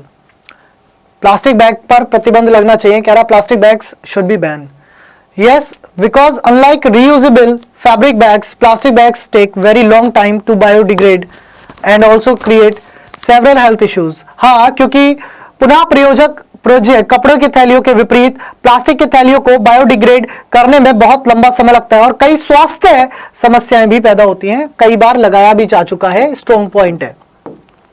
ऐसे क्वेश्चंस तो तुम देखते ही कर सकते हो यार, ऐसे क्वेश्चंस को अगर करने में भी देखने के बाद कोई दिक्कत आती है तो ये गलत बात है, ठीक है। ये तो आप वैसे भी कर सकते हो, है ना, ये तो आप वैसे भी कर सकते हो, तो इसमें कोई दोहराई नहीं है, तो ये तो बिल्कुल सही है, स्ट्रॉन्ग पॉइंट है। नहीं, प्लास्टिक के थैलियों को प्रतिबंधित नहीं किया जाना चाहिए क्योंकि वे हमारे जीवन को बहुत आसान बनाते हैं। देखिए, बहुत सारी चीजें हैं जो हमारे जीवन को आसान बनाती हैं। आपको पता है, नशा एक ऐसी चीज है कि हमारे जीवन को बहुत आसान बना देता है, हमें कुछ करना ही नहीं है। तो क्या नशे को भी प्रतिबंधित नहीं करना चाहिए? भाई तुम तो यही कहोगे। एक थ्योरी में पाया गया था कि जो ड्रग्स एडिक्ट होते हैं उनकी जिंदगी जो है वो बहुत स्लो होती है, उन्हें फर्क नहीं पड़ता दुनिया कितनी तेज चल रही है। तो क्या तुम्हें अपनी जिंदगी के स्लो बनाने के लिए ड्रग एडिक्ट होना चाहिए? अरे गलत है रे। तो यहां पर जो स्ट्रॉन्ग होगा पहला, दूसरा होगा वीक, ठीक है। अगला देखिए, नेक्स्ट है, अगला देखिए, नेक्स्ट है,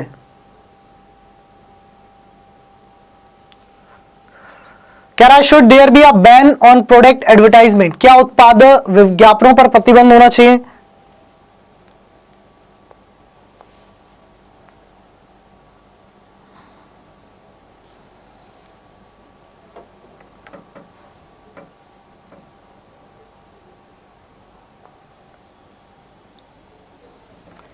ध्यान से करना, हो सकता है दोनों स्ट्रांग हो सकता है दोनों वीक हो, ये बात बिल्कुल ध्यान से देखते हुए करना। ध्यान से चलोगे तो आगे बढ़ोगे, ध्यान से नहीं चलोगे तो पीछे गिरोगे, है ना। और गड्ढे में नहीं गिरना, हमेशा आगे बढ़ना है हमें।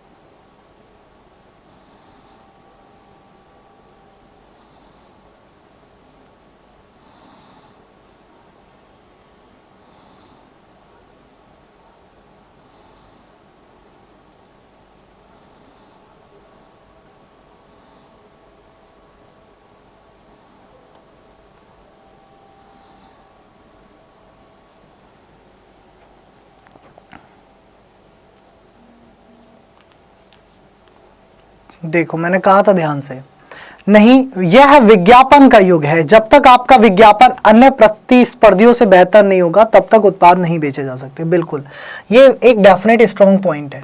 ये क्या है ना, एक विज्ञापन का युग है। अगर आप कहते हैं ना जो दिखेगा वही बिकेगा, नहीं लिखा है बट स्टिल स्ट्रॉन्ग है, नहीं प्रतिबंध लगा सकते। अगर आप प्रतिबंध लगा देंगे तो चीजें बिकनी बंद हो जाएंगी। जो दिखेगी ही नहीं वो बिकेगी कैसे? क्या तुम्हें पता है कि मतलब क्या तुम्हें पता है कि भैया तुम मतलब फेमस बुक्स की बात करते हैं, जैसे बुक्स की अगर हम बात करें तो बुक्स की अगर बात करूं, सब लोग जानते हैं कि किरण पब्लिकेशन की किताबें आती हैं, सब लोग जानते हैं अरिहंत पब्लिकेशन की किताबें आती हैं, है ना। लेकिन कोई ये नहीं कहता कि भाई साहब कोई एबीसी पब्लिकेशन की बुक भी आती है। क्यों नहीं पढ़ता? फेमस नहीं है, उन्होंने एडवर्टाइजमेंट नहीं किया, इन्होंने एडवर्टाइजमेंट बहुत किया है। आप जनरली क्या करते हो, जब तक एडवर्टाइज नहीं होता तब तक आप उस चीज को नहीं खरीदते, अनटिल एंड अनलेस वो बहुत पुरानी हो गई हो। और आज का युग एडवर्टाइजमेंट का है। पार्ले जी हम बचपन से खा रहे हैं, याद होगा आप लोगों को, आप अपने बचपन से खा रहे हो जी। मुझे सबसे आज भी अच्छा बिस्किट पार्ले जी लगता है, लेकिन पार्ले जी वाला भी आज भी एडवर्टाइजमेंट करता है, इतना पुराने होने के बाद। टाइगर नहीं करता, मार्केट से आउट है, जबकि टाइगर का बिस्किट भी अच्छा होता था। तो यही बात है। फिर कह रहा है हाँ, विज्ञापन पर खर्च किया गया पैसा बहुत बड़ा है और यह उत्पादों की लागत को बढ़ाता है। यह बात भी बिल्कुल ठीक है, स्ट्रॉन्ग पॉइंट है। यह क्या है? स्ट्रॉन्ग पॉइंट है। क्यों स्ट्रॉन्ग है भाई? विज्ञापन की लागत को भी तो बढ़ा रहा है ये क्या बढ़ा रहा है? ये विज्ञापन की लागत को भी बढ़ा रहा है। सच है ये विज्ञापन की लागत को बढ़ा रहा है। ये भी क्या है? एक अटल सत्य है, इसको आप डिनाई नहीं कर सकते। 1 रुपए की पेप्सी 10 रुपए की बिकती है क्योंकि उसका ऐड शाहरुख खान करते हैं या अक्षय कुमार करते हैं, कोई भी करता है। 1 रुपए का पानी होता है वो, पर 10 रुपए का बिकता है। तो यही वाली चीज है। भैया बहुत सारी वस्तुएं बिक रही है उसके बिना एडवर्टाइजमेंट के, तो वो ये नहीं कह रहा कि एडवर्टाइजमेंट करना जरूरी है, पर यहां लिखा है विज्ञानों पर प्रतिबंध हो जाना चाहिए, मतलब एडवर्टाइजमेंट हो ही ना। अब जब तक यार चीज एडवर्टाइज नहीं होगी कैसे बिक जाएगी ये बता दो, क्यों भैया? अरे यार मेरे घर पे मान लो कि मेरे घर पे मिठाई की दुकान है, तो जी मिठाई की दुकान मेरे मोहल्ले वाले जानते हैं वो ले जाएंगे, जब तक दूसरा मोहल्ले में एडवर्टाइजमेंट नहीं पहुंचेगा जी इस मोहल्ले में मिठाई की दुकान है, तब तक वो कैसे ले लेगा मिठाई आकर के? ले सकता है क्या? नहीं ले सकता। तो यहां पर आपके दोनों स्ट्रॉन्ग पॉइंट हैं, दोनों स्ट्रॉन्ग हैं, दोनों वीक नहीं है।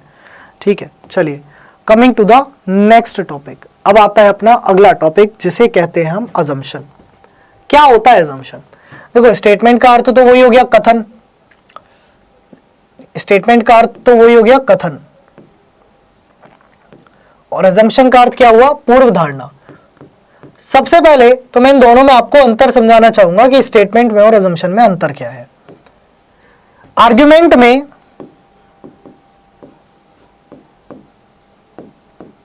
और अजम्पशन में जो अंतर है वो क्या है, सबसे पहले मैं ये समझाना चाहूंगा। दोनों में देखो कथन दिया ऊपर गया होगा, ऐसा नहीं है कथन नीचे देगा, ध्यान से देखना।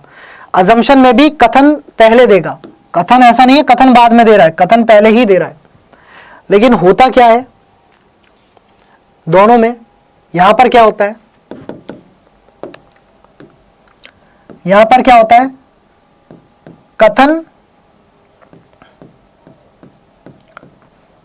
सुनने के बाद तर्क किया जाता है। ये क्या कह रहा है, ध्यान से सुनिएगा। कथन सुनने के बाद तर्क किया जाता है। ठीक है, कथन सुनने के बाद तर्क किया जाता है, जबकि अजम्पशन में ऐसा नहीं होता। ठीक है, अजम्पशन में ऐसा नहीं होता। अजम्पशन में क्या होता है? मन में विचार आने के बाद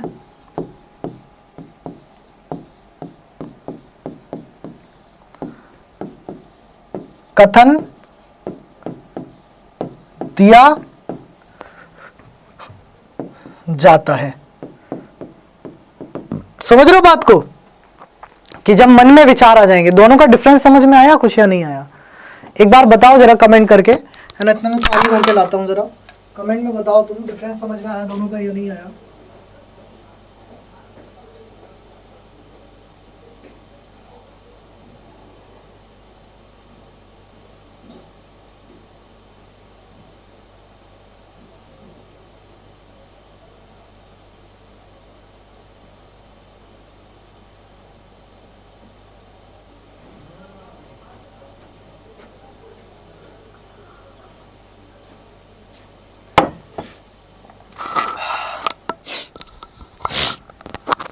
आ गया होगा, वैसे डेफिनेटली आना भी चाहिए, क्योंकि आर्गुमेंट का क्या हुआ, पहले तुमने आर्गुमेंट में क्या करा, पहले कथन देखा, कथन देखने के बाद तुमने तर्क किया, मतलब तुमने कथन देखने के बाद क्या की, बहस की, यानी कि तब तुम्हें पता चला कि स्ट्रांग होगा या वीक होगा। लेकिन एजम्पशन में क्या होता है, पहले मन में विचार आते हैं, उसके बाद हम कुछ कथन देते हैं। जैसे मेरे मन में विचार आया एकदम से कि भाई शनिवार को मैं क्लास नहीं ले पाऊंगा, शनिवार को मुझे आगरा जाना है, मेरी एक दोस्त की शादी है, कॉलेज दोस्त की। ठीक है, तो ये मेरे मन में विचार आया कि हाँ भाई उसकी शादी है, इसलिए मुझे आगरा जाना है, तो मैंने स्टेटमेंट दिया कि शनिवार को मैं क्लास नहीं ले पाऊंगा क्योंकि मुझे आगरा जाना है। ठीक है, तो मेरे मन में विचार आ गए पहले कि यार शनिवार को आगरा जाना है, क्यों, शादी में जाना है, इसलिए मैं क्लास नहीं ले पाऊंगा। तब मैंने एक स्टेटमेंट दिया कि भाई शनिवार को मैं क्लास नहीं ले पाऊंगा क्योंकि मुझे आगरा जाना है। अब उसके पीछे अंतर्निहित है, आगरा जाने के पीछे अंतर्निहित क्या है कि मेरे दोस्त की शादी है, उसके पीछे अंतर्निहित क्या है कि मेरी दोस्त की शादी है। ये क्या है, अंतर्निहित है। ठीक है, ये क्या है, अंतर्निहित है। तो अंतर्निहित का अर्थ होता है अजम्पशन, मतलब पूर्व धारणा। अब आते हैं पूर्व धारणा पर, अब आते हैं अजम्पशन पर, यानी कि पूर्व धारणा पर।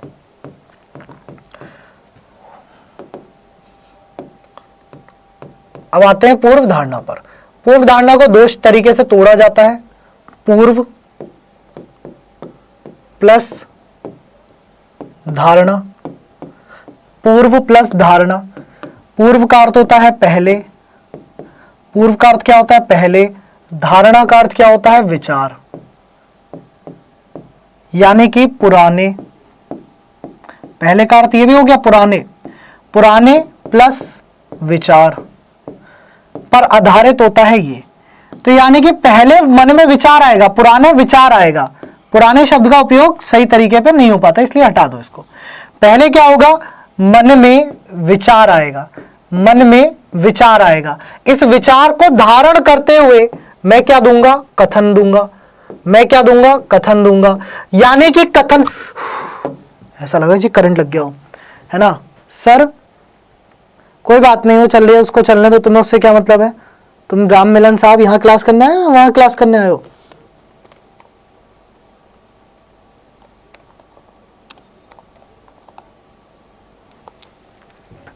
कथन में क्या होगा, पूर्व धारणा कथन में क्या होगी, पूर्व धारणा कथन में क्या होगी बेटा, अंतर निर्हित होगी। पूर्व धारणा जो है वो कथन में क्या होगी, अंतर्निहित होगी, यानी कि छिपी हुई होगी। ठीक है, इस चीज का ध्यान रखना कि पूर्व धारणा कथन में क्या होगी, तो पूर्व धारणा कथन में अंतर्निहित होगी, यानी कि छिपी हुई होगी। पूर्व धारणा कथन में क्या होगी, छिपी हुई होगी, यानी कि अंतर्निहित होगी। ठीक, तो हाँ या ना, कुछ तो बता दो। हाँ सर, बात समझ में आ गई पूर्व धारणा के ऊपर। अब पूर्व धारणा के कुछ पॉइंट्स हैं जो कि बहुत इंपॉर्टेंट है। अब आती है बात कि सर पूर्व धारणा के कुछ पॉइंट्स हैं जो कि हमें पता होनी चाहिए कि आखिर पूर्व धारणा कब सही है कब गलत है, क्योंकि अजम्पशन की बात कर रहा है, तो अजम्पशन कब सही है और कब गलत है, इसके पीछे भी कुछ चीजें हैं। तो अजम्पशन कब सही है, थोड़ा सा इंग्लिश में बोल रहा हूं, उसको हिंदी में अनुवाद कर दूंगा, लिखने की जरूरत नहीं पड़ेगी। क्या है, read the statement and with an approach with that the assumption would be true about the statement. पहले स्टेटमेंट पढ़िए और देखिए क्या स्टेटमेंट में जो बात कही गई है और अजम्पशन में बात जो कही गई है वो स्टेटमेंट के अंदर छिपी हुई है या नहीं है। पहली चीज तो ये। दूसरा कह रहा है, do not go to logical with the statement, ज्यादा तार्किक मत बनिए। Analyse the given information, information को पढ़िए और अजम्पशन को बस ये देखिए क्या वो इंफॉर्मेशन को धारण करता है या नहीं करता। अजम्पशन जो है वो कथन में जो इंफॉर्मेशन दी गई है उसको धारण करता है या नहीं करता। Common assumptions can always be followed but other than do not align the statement and general knowledge other fact. मतलब कि वही बात कह रहा है कि जी होना तो चाहिए।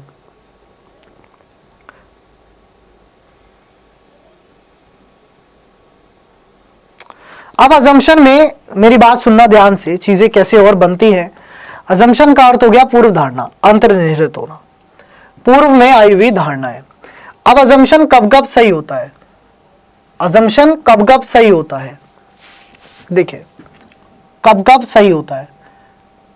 पूर्व धारणा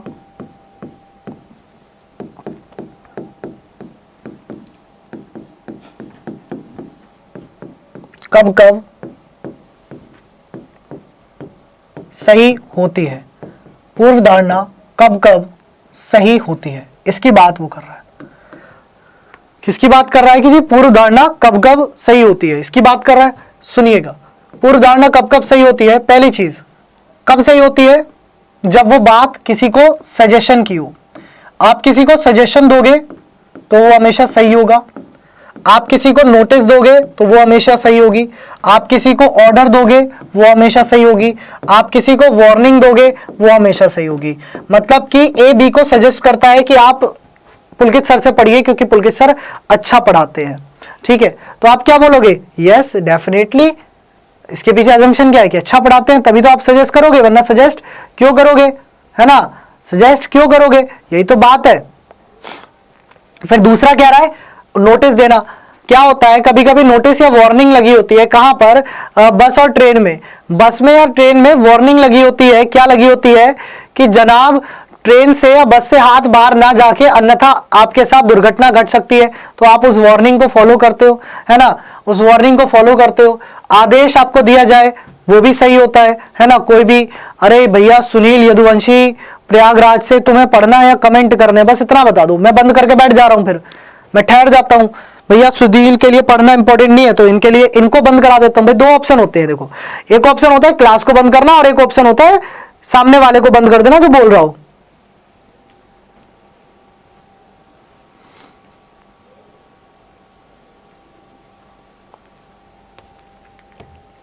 ठीक है, तो यहां पर कहानी ये बनी। दूसरा पॉसिबिलिटी, संभावना एजम्पशन में 99% सही होती है, 1% गलत होगी, 99% सही होती है। हाँ वैसी कोई मतलब कह दी जाए ऐसी संभावना कि बिल्कुल मस्त मौसम हो रहा है, गर्म धूप आ रही है चिल्ड, और तुम कहो अभी बहुत तेज बारिश पड़ेगी, ये पॉसिबिलिटी गलत है। लेकिन हाँ बादल का मौसम है और तुमको लगता है तो तुम कहो अभी बारिश हो सकती है, तो ये अजम्पशन सही है, ये पॉसिबिलिटी ठीक है। ठीक है, हाइपोथेटिकल पॉसिबिलिटी नहीं होनी चाहिए वो। उसके अलावा वो बात तो ठीक ही है, गवर्नमेंट हुआ, बॉस हुए, ये तो हमेशा ही सही होते हैं। ठीक है, सोशल हुआ, सोसाइटी हुई, ये भी हमेशा सही होते हैं। तो ये सारी चीज़ें इसमें भी सही होती हैं, पूर्व धारणा में भी ठीक होती है। बाकी पूर्व धारणा के क्वेश्चंस को अभी हम डिस्कस करेंगे तो हमें समझ आएगा क्या सही है या नहीं है सही। देखिए अब बस पूर्व धारणा में बात यह है कि जो कथन है इसको ध्यान में रखना है, इसको ध्यान में रखते हुए ये देखना है क्या इसके अंदर ये अंतर्निहित है, क्या इसके अंदर ये धारण करते हैं इसको, क्या इसकी बात इसमें आती है, छिपी हुई है या नहीं है, बस इतना देखना है। ओहो जल्दी देखिए भैया फटाफट से।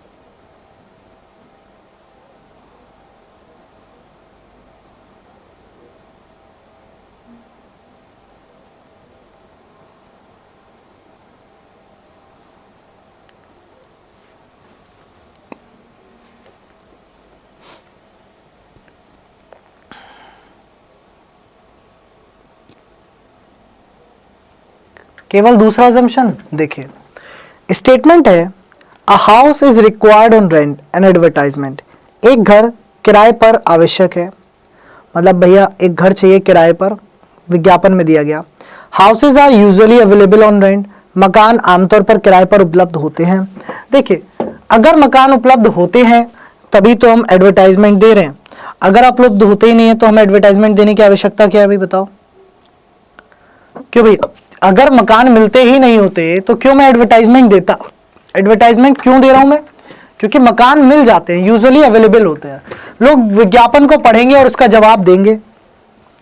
तो मैंने आपको बात बताई है ना, यहां पर एक पॉइंट और ऐड कर लो, यहां पर एक पॉइंट और ऐड कर लो इस वाली बात में, इस वाली में एक और ऐड कर लो, विज्ञापन का जवाब देना है ना, रिस्पॉन्ड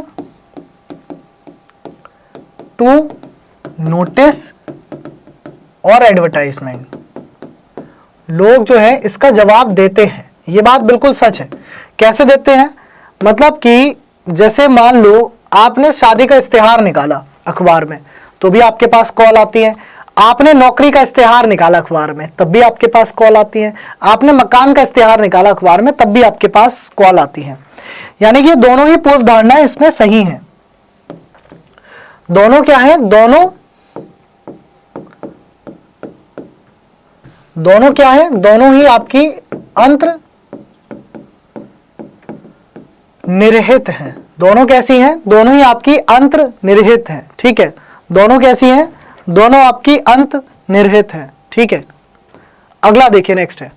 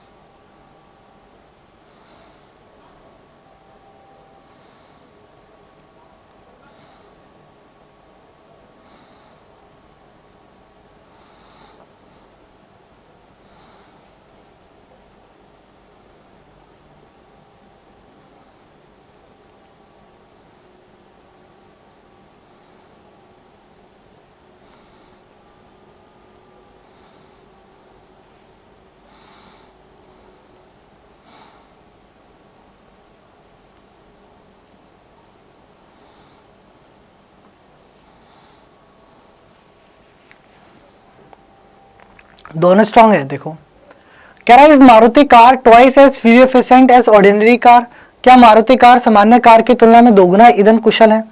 बड़ी संख्या में लोग मारुति कार का इस्तेमाल करते हैं, large number of people use Maruti car. देखिए मारुति कार का इस्तेमाल करते हैं ये बात अलग है, लेकिन इसका अर्थ ये नहीं निकलता कि वो फ्यूल एफिशिएंट है। करते हैं, बिल्कुल सही बात है, लेकिन उसके और भी बहुत सारे रीजन हो सकते हैं कि वो सस्ती होती है, तो ये पूर्व धारणा नहीं होगी कि बिक्री बढ़ गई है। हाँ बढ़ गई होगी, पर उसका अर्थ ये नहीं छापता ना, ये इसके अंदर छिपा हुआ नहीं है कि उसके पेट्रोल की वजह से उसकी बिक्री बढ़ गई है। ठीक है, तो ये पता नहीं चलता। जब ये पता नहीं चलता तो दोनों ही पॉइंट आपके गलत है। तो दोनों ही पॉइंट क्या है आपके, बिल्कुल गलत है। ठीक है, अगला देखिए नेक्स्ट है, if an athlete fails in a dope test he will be ban for some years. अगर कोई एथलीट डोप टेस्ट में फेल हो जाता है तो उसे कुछ साल के लिए बैन कर दिया जाता है। बात भी बिल्कुल ठीक है, इसमें कोई दोहराई थोड़ी है, कर दिया जाता है ना।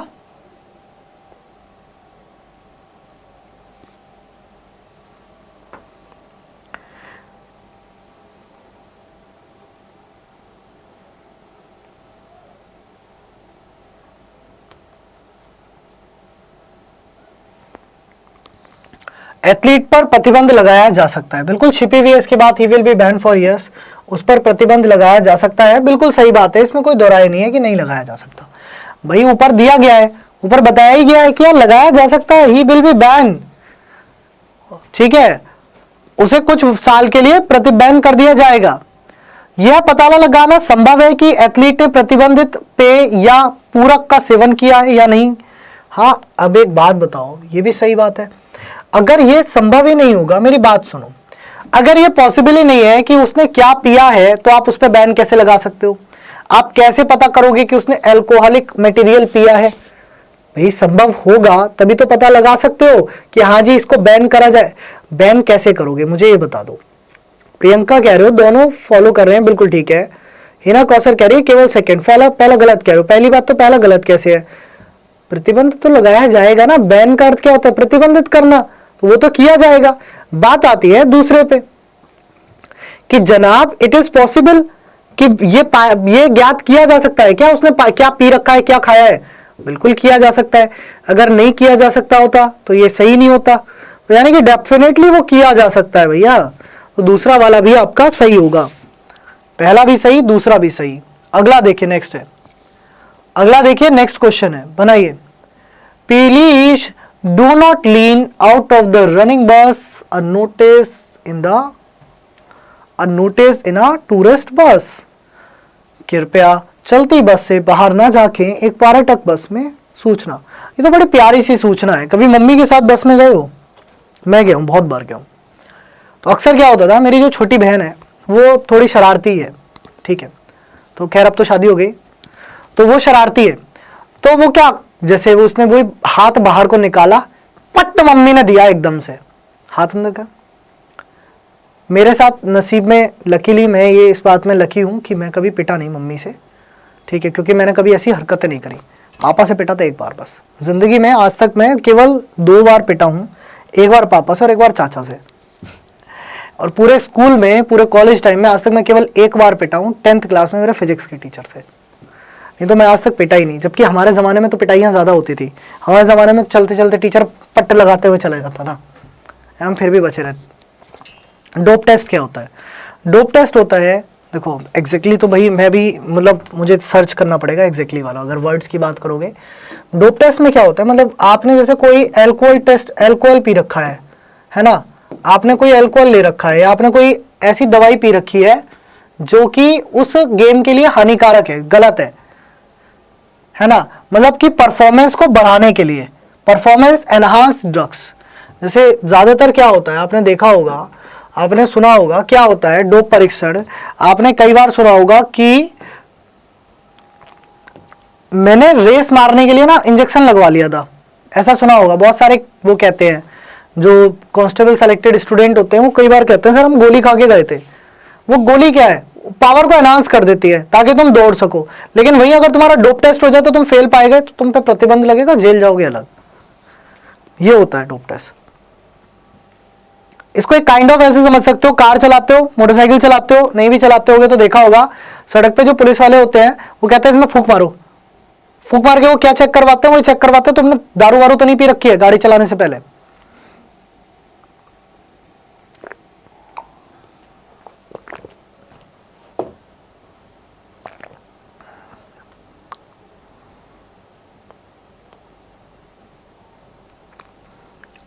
देखिए, leaning out of a running बस इज डेंजरस, चलती बस से बाहर झांकना खतरनाक हो सकता है। बिल्कुल है, खतरनाक है, तभी तो मना किया गया है। खतरनाक नहीं होता तो मना क्यों करता। यात्री इस नोटिस पर ध्यान देंगे, बिल्कुल देंगे। आपने देखा होगा मैंने लिखा था, मैंने यहाँ पर एक पॉइंट लिखा था, अगर आपने वो पॉइंट देखा हो ध्यान से, respond to notice, advertisement, warning, ये सब चीजों पे यहाँ पर होता है, तो यात्री इस पर ध्यान देंगे। रिस्पॉन्ड का अर्थ क्या होता है? ध्यान देना, ध्यान देंगे यार, बिना ध्यान दिए तो काम ही नहीं चलेगा, बिना ध्यान दिए तो आगे नहीं बढ़ पाओगे जी जिंदगी में। ठीक है, तो ये बात दी, दोनों ठीक है। अगला देखिए, अगले में क्या, अगला देखिए, अगला क्या कह रहा है भाई।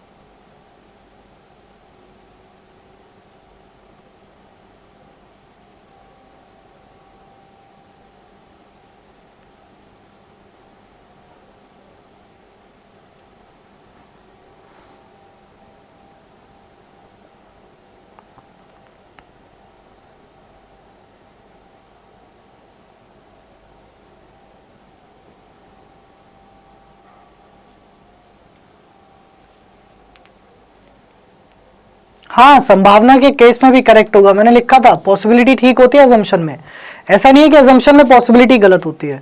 हाँ, वो पॉसिबिलिटी हाइपोथेटिकल ना हो, ऐसी संभावना ना हो कि अभी बाढ़ आ जाएगी, ये संभावना गलत है यार। संभावना के भी अलग अलग प्रकार होते हैं ना। The next meeting of the governing body of the Kiran publication will be held after 1 year. कह रहा है कि किरण प्रकाशन के शासी निकाय की अगली बैठक 1 साल बाद होगी। There will be no meeting before 1 year, है ना।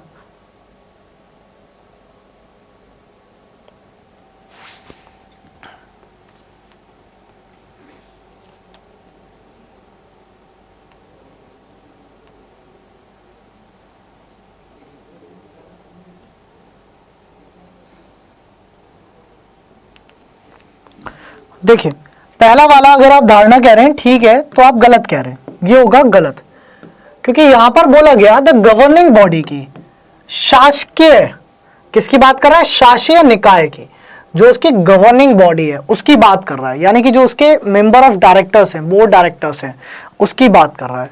ठीक है, कह रहा है कि there will be no meeting before 1 year, 1 वर्ष से पहले कोई बैठक नहीं होगी। ये गलत है, क्योंकि यहां पर कोई बैठक में अदर बैठक भी हो गई, है ना, मतलब टीचिंग स्टाफ की या बुक स्टाफ की, क्योंकि किरण पब्लिकेशन की बात कर रहा है। किरण कोई बुक का नाम है, ठीक है, कोई पब्लिकेशन है, बहुत सारे पब्लिकेशन होते हैं, उनमें से एक कोई किरण होगा, उसकी बात यहाँ कहीं की गई है। बहुत अच्छी किताबें होती हैं वैसे, ऑल दो किरण पब्लिकेशन की जो बुक्स होती हैं काफी अच्छी होती हैं, है ना। Kiran publication will remain in functioning after 1 year. Kiran प्रकाशन 1 वर्ष बाद कार्य करता रहेगा, ये बात बिल्कुल ठीक है, क्योंकि अगर नहीं करता रहता तो मीटिंग काहे करते? गवर्निंग बॉडी मीटिंग तो तभी कर रहे हो ना जब 1 वर्ष बाद कार्य करता रहेगा। सेकंड पॉइंट क्या होगा? बिल्कुल स्ट्रांग होगा। सेकंड पॉइंट क्या होगा? बिल्कुल स्ट्रांग होगा जी। बात बहुत बढ़िया। तो पहला गलत, दूसरा ठीक। स्ट्रांग नहीं, यहां पर सही और गलत है। The institute notifies that the next examination will be held on the 10th of next month, है ना। कह रहा संस्थान सूचित करता है कि अगली परीक्षा अगले महीने की 10 तारीख को होगी। प्रवेश के लिए परीक्षा अनिवार्य है। Examination is compulsory for the admission. Admission की तो बात ही नहीं की गई है।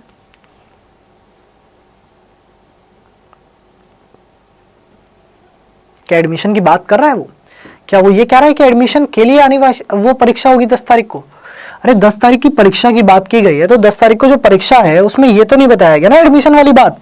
बताओ भाई, या बताई गई है एडमिशन वाली बात?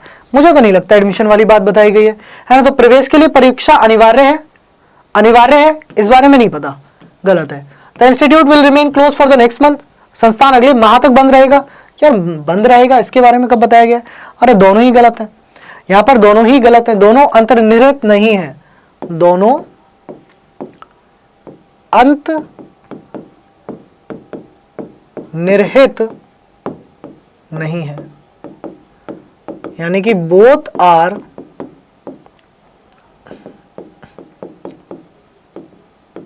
नॉट इम्प्लिसिट, यानी कि बोथ आर नॉट इम्प्लिसिट, यानी बोथ आर नॉट इम्प्लिसिट। ठीक है,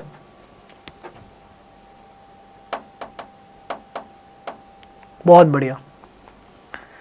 अगला क्वेश्चन देखिए, नेक्स्ट है, भारत नेपाल सीमा मुद्दे आसानी से सुलझते नजर आए।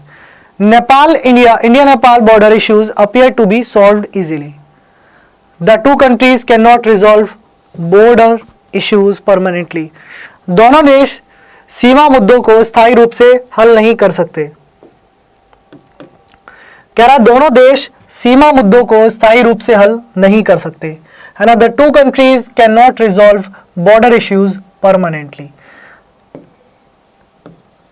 बोल रहा है Nepal border issue appear to be solved easily, स्थायी रूप से हल नहीं कर सकते, इस बारे में तो कोई बात ही नहीं की गई है ना, बात नहीं की गई है।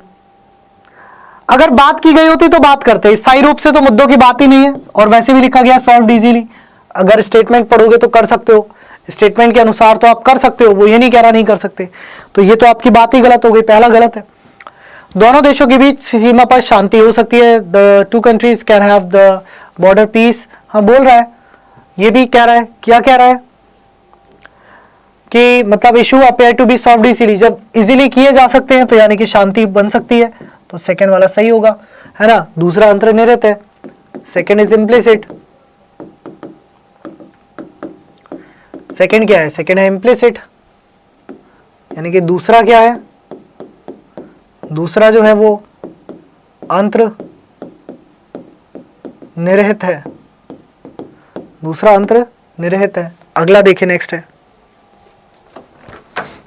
अगला देखिए नेक्स्ट, कह रहा है कि कोविड-19 crisis and the ensuing lockdown has led to the emergence of unsubstantiated rumors being spread through various media platform.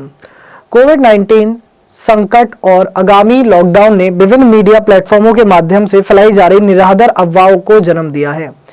Media केवल तथ्य आधारित जानकारी प्रदान करता है। Media provide only fact based information.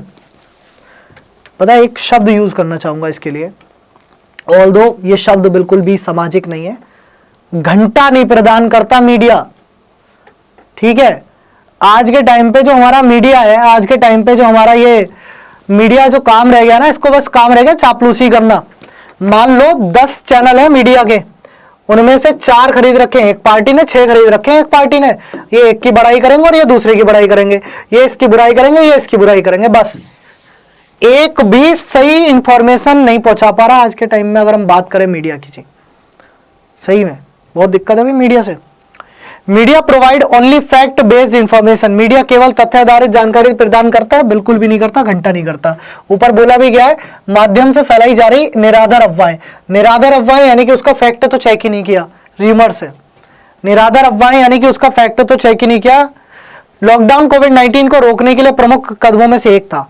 Lockdown one of the major step to contain बोला गया है ऊपर, and the ensuring lockdown, ensuing lockdown, है ना, आगामी लॉकडाउन बोला गया। लॉकडाउन तो लगेगा ना, मतलब उनमें से एक था। अगर प्रमुख नहीं था तो लगाते ही नहीं, अगर प्रमुख नहीं था तो लगाते ही नहीं, है ना। प्रमुख कदमों में से एक था भाई। देखो 2020 की अगर बात करोगे तो भारत में कोविड की सिचुएशन क्यों थम गई? अगर 2020 की हम बात करें तो कोविड क्यों रुका? रीजन क्या था? क्योंकि भारत में लॉकडाउन लग चुका था जब तक कोविड के सिम्टम्स बढ़ते, लेकिन ऐसा 2021 में नहीं हो पाया भाई साहब। मैंने खुद अपने 2 अपनों को खोया है। अप्रैल में मतलब जो अप्रैल का महीना था वो मेरे लिए इतना बुरा रहा, बस मैं तुम्हें क्या ही बताऊं। 7 या 8 अप्रैल को मैं घर गया था और पूरी अप्रैल में वापस ही नहीं आ पाया था अपने ऑफिस। सबसे पहले पापा को कोविड हुआ, पापा की इलेक्शन काउंटिंग में ड्यूटी थी, जो वोट गिनने थे जहाँ पर प्रधानी चुनाव वाले, वहाँ ड्यूटी थी। सबसे पहले पापा को कोविड हुआ, पापा से हुआ छोटे भाई को, मेरे से छोटा वाला जो है जस्ट, दोनों की सही होते होते लगभग 15 दिन में थोड़ी सी रिकवरी आई। देन मेरे फादर इन लॉ को कोविड हो गया, ससुर जी को कोविड हुआ, और इतना सडन रिएक्शन हुआ उनके साथ कि हम घर से और हॉस्पिटलों के लिए भागते रहे, कहीं एडमिट नहीं करवा पाए, और इन बिटवीन एम्बुलेंस में ही उनकी डेथ हो गई। फिर मेरा एक दोस्त था, बहुत ही जिगरी सा, उसकी शादी मतलब जैसे अप्रैल में हुआ था, पिछली फरवरी में उसकी शादी हुई थी, फरवरी 2020 में, बेटी उसकी होने वाली थी। वो एडमिट रहा लगभग 14-15 दिन हॉस्पिटल में। और भैया फिर एक दिन न्यूज़ आई, ग्रुप में आई, क्योंकि वो हमारे अच्छा दोस्त था, जिगरी था, तो हम लोगों का सबका ग्रुप था। ग्रुप में एक मैसेज आया कि ही इज़ नो मोर। मैं सच बता रहा हूँ, अगले 7 से 8 दिन तक मुझे नींद नहीं आई। मैं अपने छोटे भाई के पास बैठा रहा, क्योंकि वो भी कोविड से गुजर रहा था, मैं उसके पास बैठा रहा। मेरे को तो 2020 में पहले ही हो चुका था कोविड, जब हम दिल्ली में थे तभी हो गया था 2020 में। 2021 अप्रैल में मैं छोटे भाई के पास से 7 से 8 दिन उठा नहीं हूँ जी। क्लास विलास सब बंद कर दी मैंने, करियर वरियर सब बाद में जी, पहले परिवार है। ये बच गया ना, मैं जिंदगी सही है, नहीं बचा तो मैं क्या करूँगा, पढ़ा के किसे पढ़ाऊँगा और किसके लिए करूँगा काम। तो सच में 2021 की सिचुएशन ना बहुत ही गजब गंदी वाली बीती थी। तो ये रीज़न है एक, अगर इसको कोई नहीं मानता ना तो वो गधा है जी। 2021 जो बीता है ना जी मुझ पे, तो मैं बस क्या ही बताऊं। लेकिन फिर भी कहते ना, जिंदगी का नाम है चलना, चल रहे, थमे नहीं, रुके नहीं।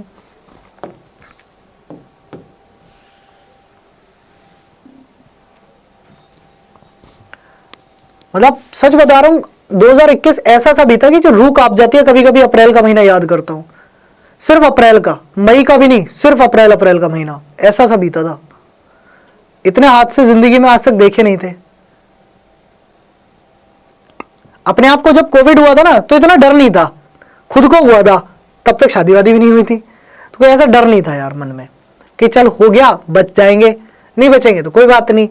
लेकिन हिम्मत थी। अपने आप को जब हुआ था 2020 में हुआ था मुझे, तब तो मैं पुराने ऑफिस ही था, अपने ऑफिस में ही हो गया था। हम लोगों को सबको हुआ था, मुझे, नितिन सर, बाकी टीचर्स को भी हुआ था, सबको।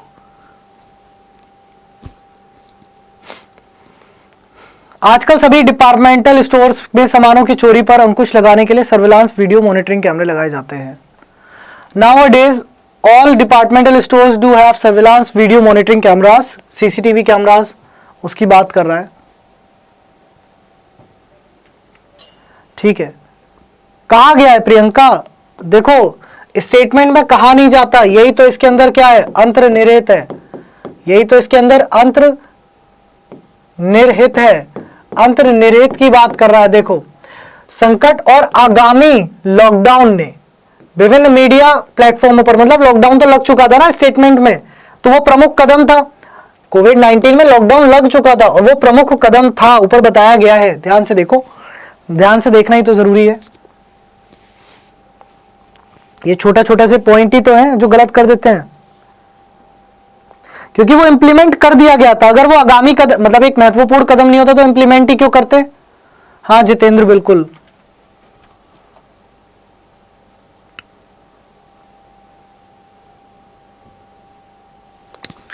लोगों से चीजें चुराने की सामान्य प्रवृत्ति होती है, लोगों में चीजें चुराने की सामान्य प्रवृत्ति होती है। देखिए, ऐसा नहीं है कि लोगों में चीजें चुराने की सामान्य प्रवृत्ति होती है ना। मुझे नहीं लगता तुम में से किसी ने कभी जाकर के कोई चोरी वोरी की होगी। वीडियो निगरानी चोरी को रोकता है, बिल्कुल। Video monitoring prevents theft, video निगरानी चोरी को रोकता है। यहाँ पर बोला गया है ना, सामानों की चोरी पर अंकुश लगाने के लिए बोला गया है, अंकुश लगाने के लिए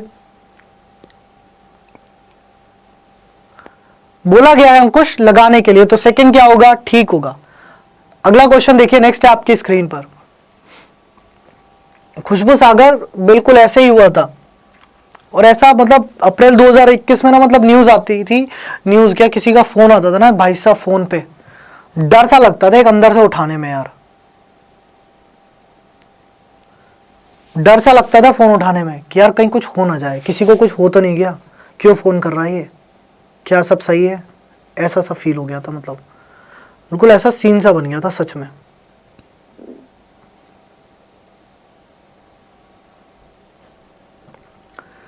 all women organisations have welcome the new sexual harassment law. सभी महिला संगठनों ने नए यौन उत्पीड़न कानून का स्वागत किया। अतीत में यौन उत्पीड़न के अपराध बहुत कम थे। Sexual harassment crimes were very few in the past. ऐसा कुछ नहीं है कि अतीत में बहुत कम थे भाई, ठीक है।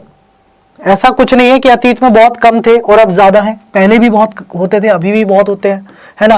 ये तो राजा महाराजाओं के टाइम से चला आ रहा है महिला उत्पीड़न, ठीक है। समाज में यौन उत्पीड़न को लेकर एक नई जागरूकता आई है। There is a new awareness about sexual harassment in the society. There is a new awareness about sexual harassment in the society. ये बात बिल्कुल ठीक है। अब समाज में जो है वो यौन उत्पीड़न को लेकर एक वो आई है, तभी तो एक नया कानून आया और महिलाओं ने उसका वेलकम भी किया, ठीक है।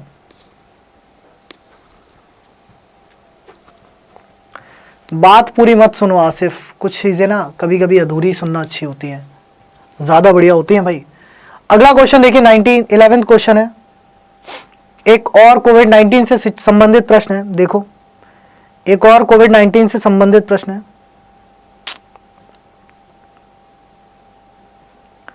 ये क्या कह रहा है? क्या कह रहे हो दद्दा? क्लास कितनी देर चलेगी? क्या हो तो अभी बंद कर देते हैं, क्या हो तो मैं सोच रहा हूं 8:30 बजे तक पढ़ा देते हैं, या चलो कोई नहीं, ये वाला बस ये टॉपिक कंप्लीट करके फिर एंड कर देंगे, बाकी का कल परसों पढ़ लेंगे, कल पढ़ लेंगे।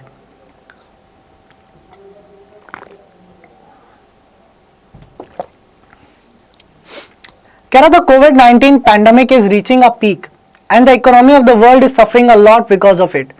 कोविड-19 महामारी चरम पर पहुंच रही है और दुनिया की अर्थव्यवस्था को इससे बहुत नुकसान हो रहा है। पूर्व धारणा देखिए, दुनिया की अर्थव्यवस्था कभी भी प्रभावित नहीं हो सकती, चाहे कितना भी बड़ा खतरा क्यों ना हो। अरे ऊपर बोला गया प्रभावित हो रही है, तो कैसे नहीं हो सकती? ये तो गलत बात है।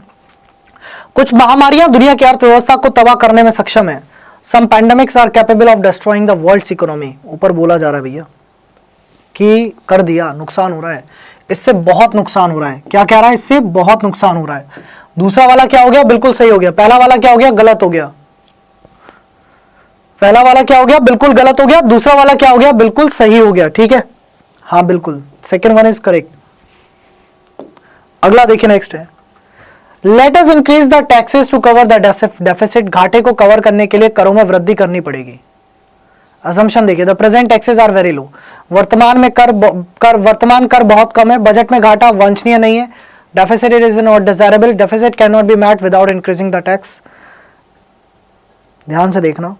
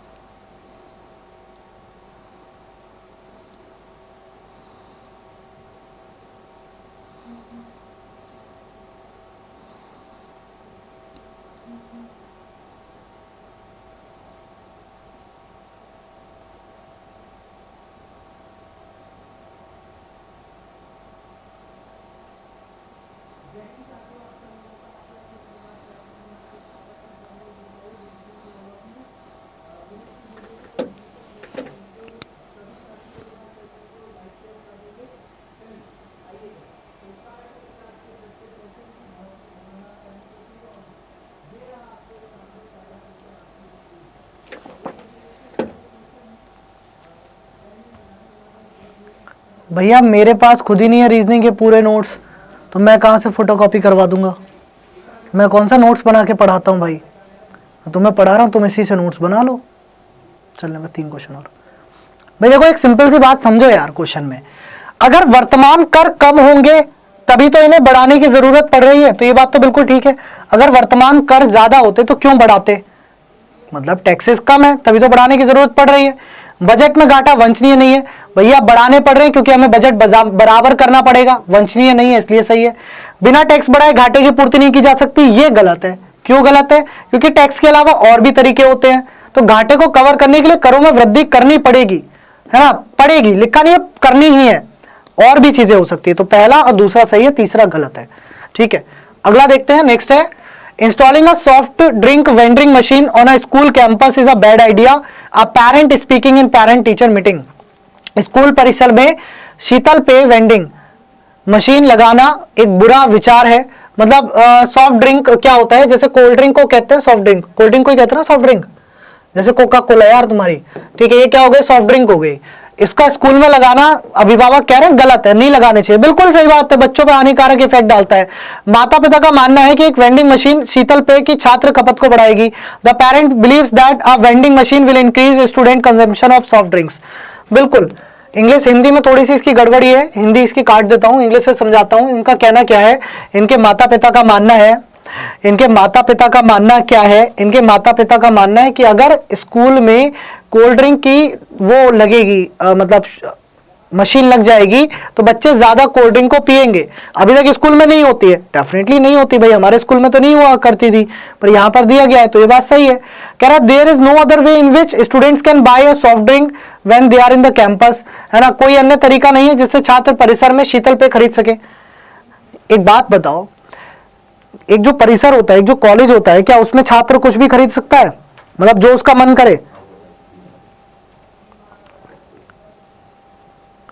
क्या छात्र कुछ भी खरीद सकता है? नहीं खरीद सकता ना, डेफिनेट सी बात है, कोई और तरीका नहीं होता यार। क्या होता है, क्या होता है, दीवार। हर स्कूल में एक ऐसी दीवार होती है जिसके बाहर हर एक दुकान वाला खड़ा होता है जिससे तुम सामान खरीद सकते हो। सेकेंड वाला क्या होगा, गलत होगा बाबू, फर्स्ट वाला सही होगा।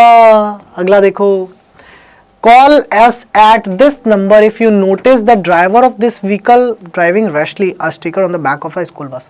आपने देखा होगा जनरली क्या होता है, स्कूल बस जो चलती है, स्कूल बस के पीछे एक बड़ा सा वो लगा होता है, लिखा हुआ होता है क्या, कि अगर गाड़ी का ड्राइवर तेज गति में गाड़ी चलाए तो कृपया करके इस नंबर पर कॉल करें। और जनरली क्या होता है, उसका लास्ट वाला हिस्सा मिटा हुआ होता है, उसका लास्ट वाला हिस्सा क्या होता है, मिटा हुआ होता है, जनरली ऐसी होता है। ठीक है, तो अगर आप इस वाहन को के चालक को लापरवाही से गाड़ी चलाते हुए देखते हैं तो हमें इस नंबर पर कॉल करें। स्कूल बस के पीछे एक स्टिकर होता है, लोग बस को तेज गति से चलाए जाने पर नंबर नोट कर पाएंगे, है ना, है ना। People will be able to note the number when they notice the bus is driving rashly. बिल्कुल सही बात है, अगर नहीं कर पाते तो लिखते क्यों, है ना, अगर नहीं कर पाते तो लिखते क्यों, लिख कर पाएंगे तभी तो लिख रहे हैं यार। तो पहला बिल्कुल ठीक है।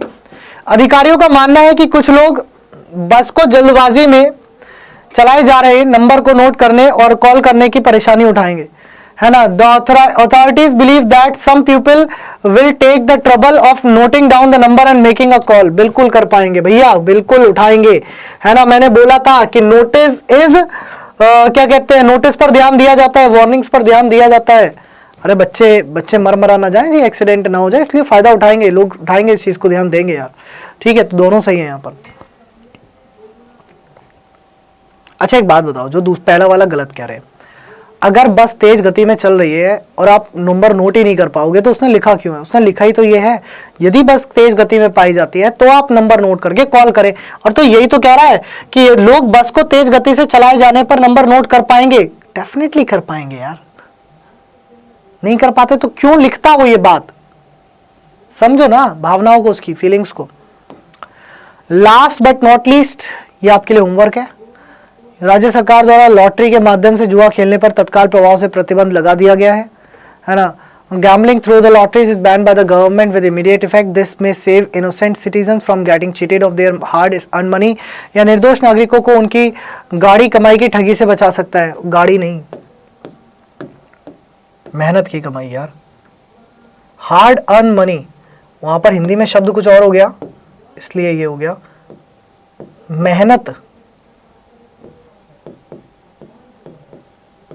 मेहनत की कमाई को ठगी से बचा सकता है, को ठगी से बचा सकता है, को ठगी से बचा सकता है। यदि लॉटरी पर प्रतिबंध लगा दिया जाता है तो नागरिक किसी अन्य तरीके से जुआ नहीं खेल सकते। ठीक है, तो ये मुझे लगता है आपको समझ आ रहा होगा। इसमें भी पहला सही है, दूसरा गलत है, डायरेक्टली है, कुछ ज्यादा नहीं है। तो दो टॉपिक हमने कवर किए, एक अजम्पशन वाला, एक आर्ग्यूमेंट वाला।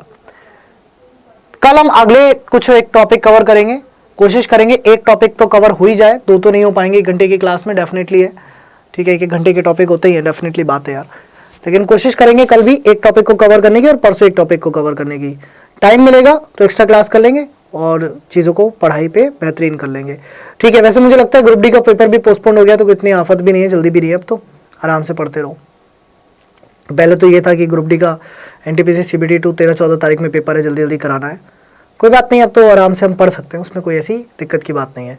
चलिए तो फिर आज का सेशन यही समाप्त करते हैं, आप सभी लोग भी अपना ख्याल रखिएगा, take care, have a good day, good night, sweet dreams, love you all, जय हिंद, जय Bharat, love you all, bye bye.